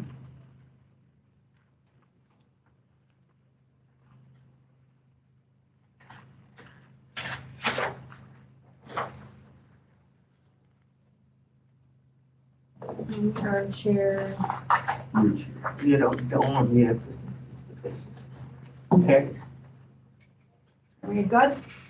Okay. What do you do with that? It's not even ours. I mean, well, the tray is, we doesn't even The mess, tray look different, yeah, that stuff look like, wait, yeah. yeah, we don't even mess with Yeah, it. but say you coming in to do your daily cleaning. Are you just not Sometimes gonna clean the I tray? move it, I take Sometimes it I out. take them out, yeah, I take them out a I lot. take it out. Because I do I too. know it ain't, some people say, well, it ain't my job, but sometimes I get it they'll out, say- then I, you know. Yeah, and it was left obviously on the, Yeah. overbed tray, Sometimes which we have to clean. They will so. ask you, you can take it out, you know, instead of being Yeah, like, or you oh, it's can not, ask them, I or would you never can say, I would never just- say it's not my job, I would just get it, take You it. can ask the patient, are you Yeah, finished with they just- this? yeah. You- I do. Just move, I would yeah. also, in most cases, let the nurse or somebody who's attending to that patient know that you're removing, because they may be measuring how much that patient. And that's why I have to say So that. You gotta. I gotta show it to each You can't nurse. just take it. I and take chuck the it tray in and the show it room. to each nurse. Yeah, because they may, they might be tracking how much that patient's eating and what they're. Sometimes they put 'em on the garbage can. That's what I was about to say, I was about to say, I moved them a lot, because they sit them on top of the trash can, so I just go ahead and take I it out. gotta Yes. move it, cause I Yeah. gotta get the garbage. And then you can't get it, I've done that a lot, can't get the trash can. It's customer service, getting that out of the Yeah, patient's you just way, getting out of the and it way. allows you then to But, do your but you job. wanna know something, cause I was starting to show and they said, oh, you don't gotta keep showing us the tray. Okay, so then how are y'all marking it down? They're asking the people what do they have, What they eat. what they drink. And I figured that out one day, I was listening, and I heard her ask, and I was like, what? All this time? Well, each patient's different too, because some of them, they might have to write down if the doctor Yes, orders yeah. it. So it's good practice, you never And know. again, too, if you're someone that maybe has a little bit of trouble breaking the ice or having a conversation, there's a picture on the table. You could maybe have a commonality Oh, in yeah. the picture, or ask them about Yes. who's in the picture, or, or just, would you mind if I move the picture? Because maybe the picture's there for a reason, that gives the patient a little peace and calm to have that picture close to them. So how do you clean when there is visible debris? Obviously, we talked about that. So if you want to write some notes down, move the table away from the patient, so you can either slide it out of the way, so then you're not causing stuff to possibly fly onto the sheets. Remove visible debris with a paper towel or cloth. Obviously, we don't use paper towels. We would use our wipes. And then clean the surface once we do move the items away. And again, because it is a personal item, I think the general room is just to ask permission to move a personal item. There's a personal item on there.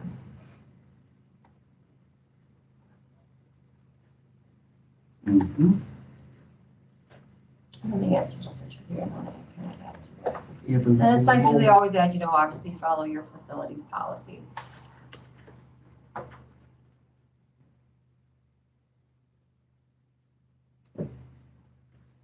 And can you always tell if something's dirty or clean just by looking at it? Mhm. You really can't. Yeah, because things can look clean, but can obviously still be dirty. And again, you know, sterilizing and disinfecting is part of the process.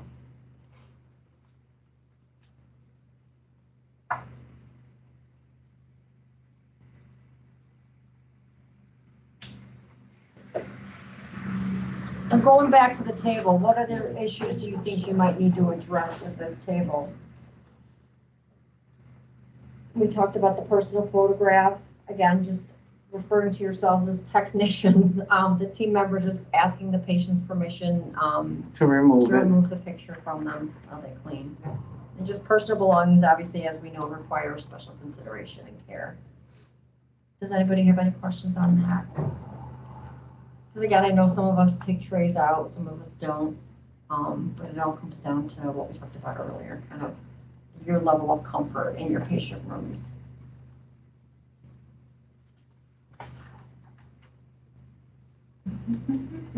Okay, now we're on 4.13. So while you're cleaning, you notice the patient is struggling to reach the call button and someone has put it on the table just out of reach. You actually happen to know from the door sign that your patient is a fall risk. Kapil, what do you think you should do? I will go give her, take her. I'm gonna give to her, like, go push the button and then call button and then give it to her. Offer has a call button, perfect. Yeah, obviously ask her if she needs assistance. Offer to move the call button for her, because that's clearly too far away. And then put the call button kind of close to where her hand is or where she would need it to be where it's comfortable. And then a good thing too, maybe to mention to the call nurse is maybe mention that it was put so far away. So for next time, I mean, they should know this, but mention the misplaced call button to the floor nurse so they know that there's an issue in the future, because we obviously don't want our patients to fall. Okay. And it may have been someone that was a visitor in the room that moved it over there, but getting in the habit of putting it over to where it needs to be is probably a good thing. And you see the patient's got that yellow band that says fall risk? Yes, yes.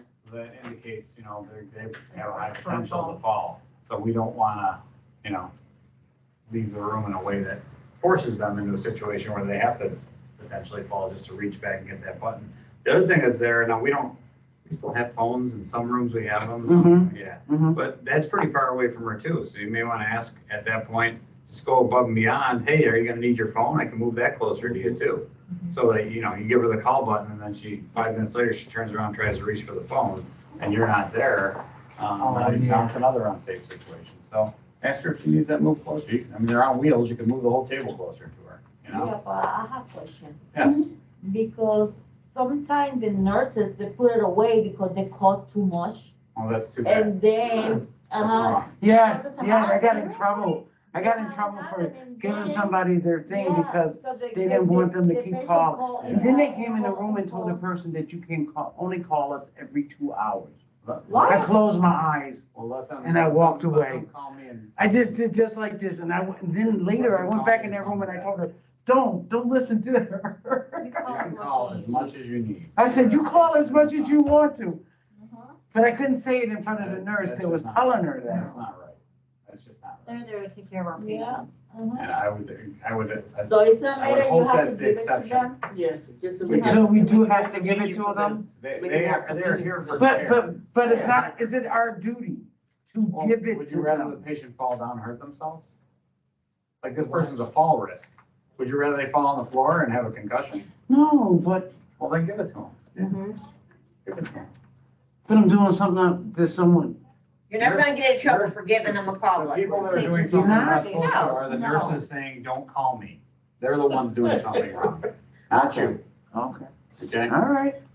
I'm not out of line. I'm not out of line. You're not. No, absolutely And not. if you feel like you're in a situation where you're conflicted, call your manager, call me, call police, and we'll settle it. Okay. Because I want a nurse to call me and tell me, oh, I only want to talk to my patients every 2 hours, because Wow. I'm going right to Marion Yes, Law you and have a having a whole job. conversation, if that's the case.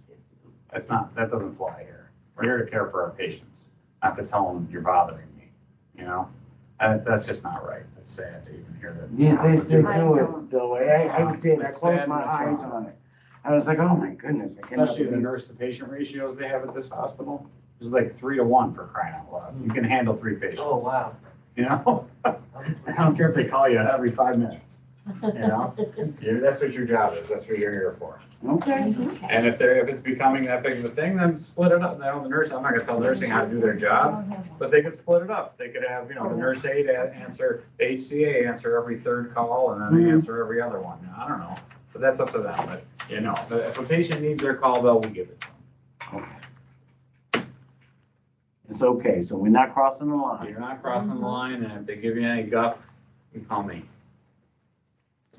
So, in this bathroom, what do we see as the high-touch areas? And they don't have a poster for us, so we'll just kind of, Just push it down. yeah, page 4.14, we Yes. can actually jot them down. Okay. So rattle some of them off for me. Okay. Toilet, Toilet, Mhm. the sink, Faucets, yeah, faucets, the rails, handrails, yeah, light switch or something. yeah, light switches for sure. The toilet, And shower Baths. handle, What about the paper What'd you towel say? I dispenser? didn't hear you take a pill. shower handle. The The handle shower shower? handle, yeah. Wanda, Shower what did you handle. say? Sorry. the Yes. toilet bath, you know the toilet paper? Oh, the tissue. Oh, roll. yeah. Yep. The soap dispenser. shower. Mirror, Mhm. Soap Yeah. dispenser. Is that the shower? This looks like the shower's to the right where the chair is. It's Oh. kinda all The in shower one. chair. It's kind of like those 8 West rooms where it's kind of all in one little space. Oh. and this one they have the call button. Yeah, you see the call button up there? Yeah, Yeah, so the that's call button. up on the left. It's on the wall. It doesn't look like it has a string. Oh. Yeah, oh no, there's a string. You can kind of see it. You can't, yeah, you can't, it's Oh, white. yeah. Oh, it's hanging. Yeah, it's real tight, tough And to then see. obviously the grab bars. Call button, right? You said call button? Oh, okay. Now, what's the best way to approach cleaning this room? Or space? How do we approach cleaning all our rooms? Yeah. What's the way? What's the cleaning process? Disinfectant, be We careful. start disinfecting. Disinfecting. All over a little bit. Good. Mhm. How do we clean? Clockwise. Clockwise, Top to bottom. Top to bottom. What do we use? Why is direction? Clean to dirty. Mhm. Wipe in one direction, right? And then what do we use to clean in this bathroom? The hydrogen. Hydrogen. Your EPA registered hospital grade disinfectant or one-step disinfectant cleaner. Mm-hmm.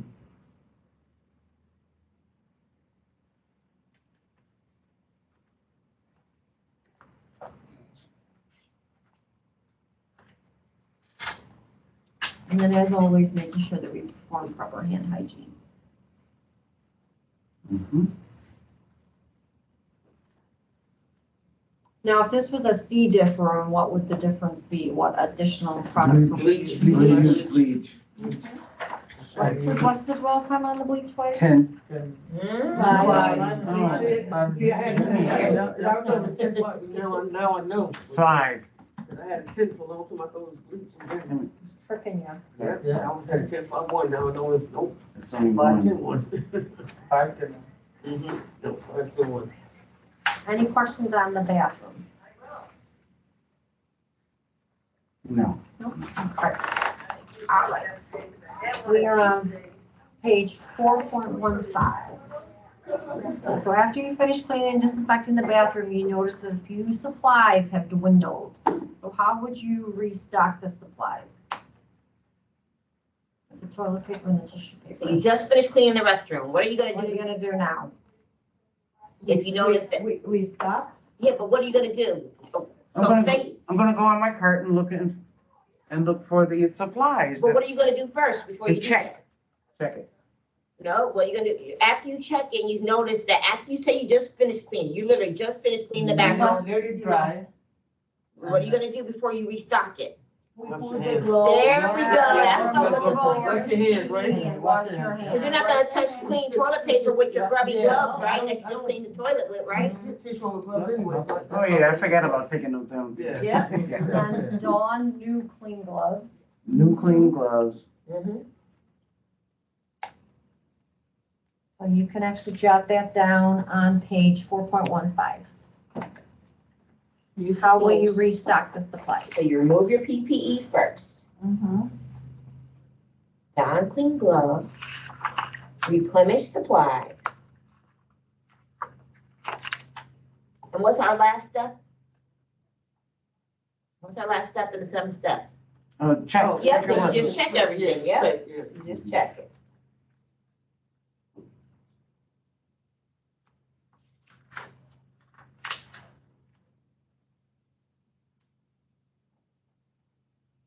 Now say there's still a little bit of paper towels on the roll. Are you gonna leave it on top of the paper towel dispenser? No, Why not? because it's used, it's contaminated. I wonder why people do that. Why do they- Me I too. know. Oh, I bet you I got about 2 or 3 of them on my floor right now. I've seen it. And you didn't see any when you came in there, but I guarantee you they'll leave them. Okay, so as you're returning to your cart for your new gloves, you notice the full trash can in the patient room. What do you do? You still continue using the new gloves. Yeah. Right. Return.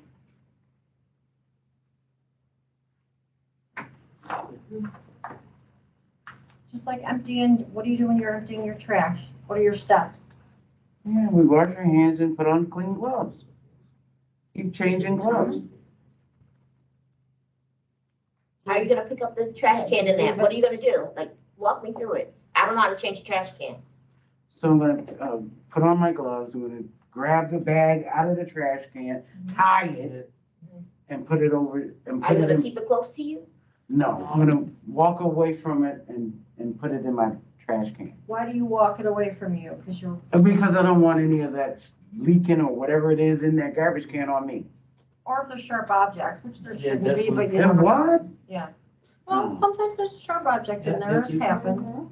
Sometimes the OR, they put like sharp things right in the trash. What happens if you accidentally rub your bag up against it and you feel something sharp hit your leg? What do you do in that situation? Talk with the management. Come down. And then go to Yeah, the. we'll send you to employee health just to do a blood draw, Yes, just I to be know. safe. Chances are it wasn't a needle, it could have just been a corner of a box, but it's better to, What you don't do is throw it away.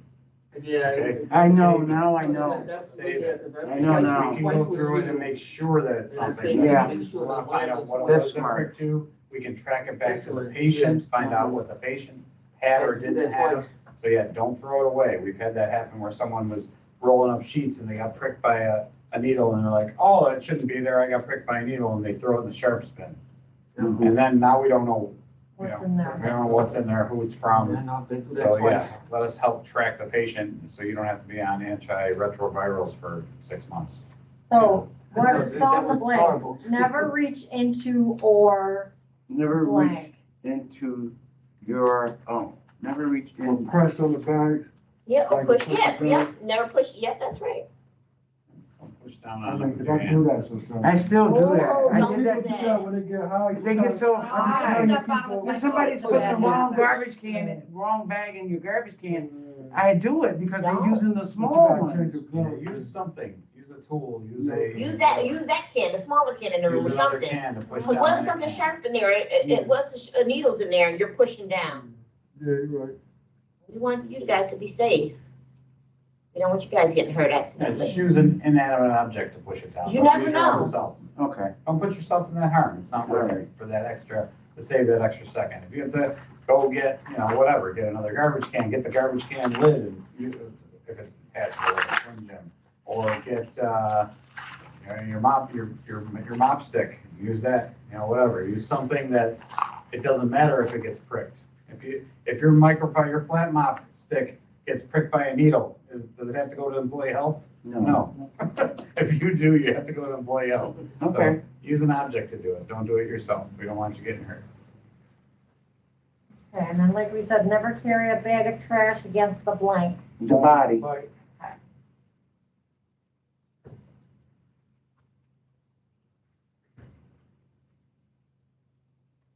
For larger trash receptacles, always do a blank test. A weight check. Weight Yeah, test. yep, Or so lip flip. test. Yep, that's definitely it. You were checking the And weight, if it yep. appears to be heavy, then seek some help before attempting to lift it on your own. Wait. A weight Left. test. Yeah, Weight lift. or Yeah, left. I'd like to see how heavy it is. And then Sometimes the red bags be heavy, people Mhm. knock off and they don't change them like. Yeah, I gotta You tell drag it people when you out. train them, do you tell them they gotta get the red bags? Yes, I show them that and they I go don't through do the it. floors and they be, I'm like, yo, you know It you gotta be do this. piled all the way up every time I come back I in didn't from know the I'm supposed weekend. to change down like, yeah. And then when I pulled it out, the nurse got mad because I pulled it out, but it was blood coming from behind it, but I didn't know that at the time. Yeah. But I told her, I'm not carrying that, I can't carry that bag. So I had to pull it out, it was full to the top. It had tons and tons of liquid. And they're supposed to use solidifier before they put it in there. So that doesn't happen, but it doesn't, it gets missed sometimes. And then just some reminders, bags should be knotted together using a gooseneck tie. Do not use bunny ears to tie them together. Bunny ears can expose parts of the bag that may have waste or pathogens on it, and always check the area for additional waste or recyclables. Inspect the sharps container and regulated medical waste containers and report if they need to be changed, and follow facility policy for removing or reporting this waste.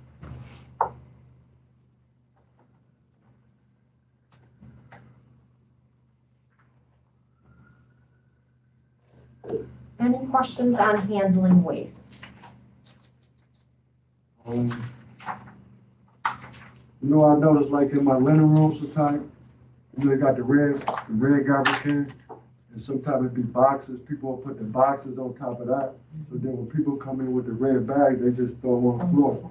You know what I mean? And I'll be like, you know, I might tell her to get the boxes, but be like, I'll get them later on, so then the bags just stay there kind of. Yeah. You know what I mean? So Yeah, I don't one know what to area call. where we don't have great resources here, they kind of sell us a little bit short. They will give us everything we need in terms of equipment, in terms of the wipes versus rags, you know, those kind of things. But our soiled rooms are way too small. Yeah, there's a They whole just lot of are. room, To man. handle everything we've got to handle. I mean, look at the 7th floor, we don't even have room for linen bins in there. Yeah. They have to sit out in the hallway. The 6th floor is pretty, 5's not bad, right? 5's the big one. Yeah, we got a pretty good Pretty one. decent size. Yeah, but it's a lot of things going there. People put. Bathroom, shower chairs, They put all that. everything goes in there. Exactly. Yeah, sometimes they put chairs that got Chairs thrown in away there. in there, so They it definitely don't take give up us all the enough space. We Then got a we put our situation- garbage cans in there, and then it gets shorter and shorter. and It shorter, does. so. And we have a situation on the 5th floor now in CSC where there used to be one in the back and one in the front. And now that they moved CRS up there and they took away the soiled room from the back part of CSC and only have the one up in front. And then they're complaining our soiled room's always full. Well, because it wasn't designed to handle 2 complete clinics. It was designed to handle one small part of chemo.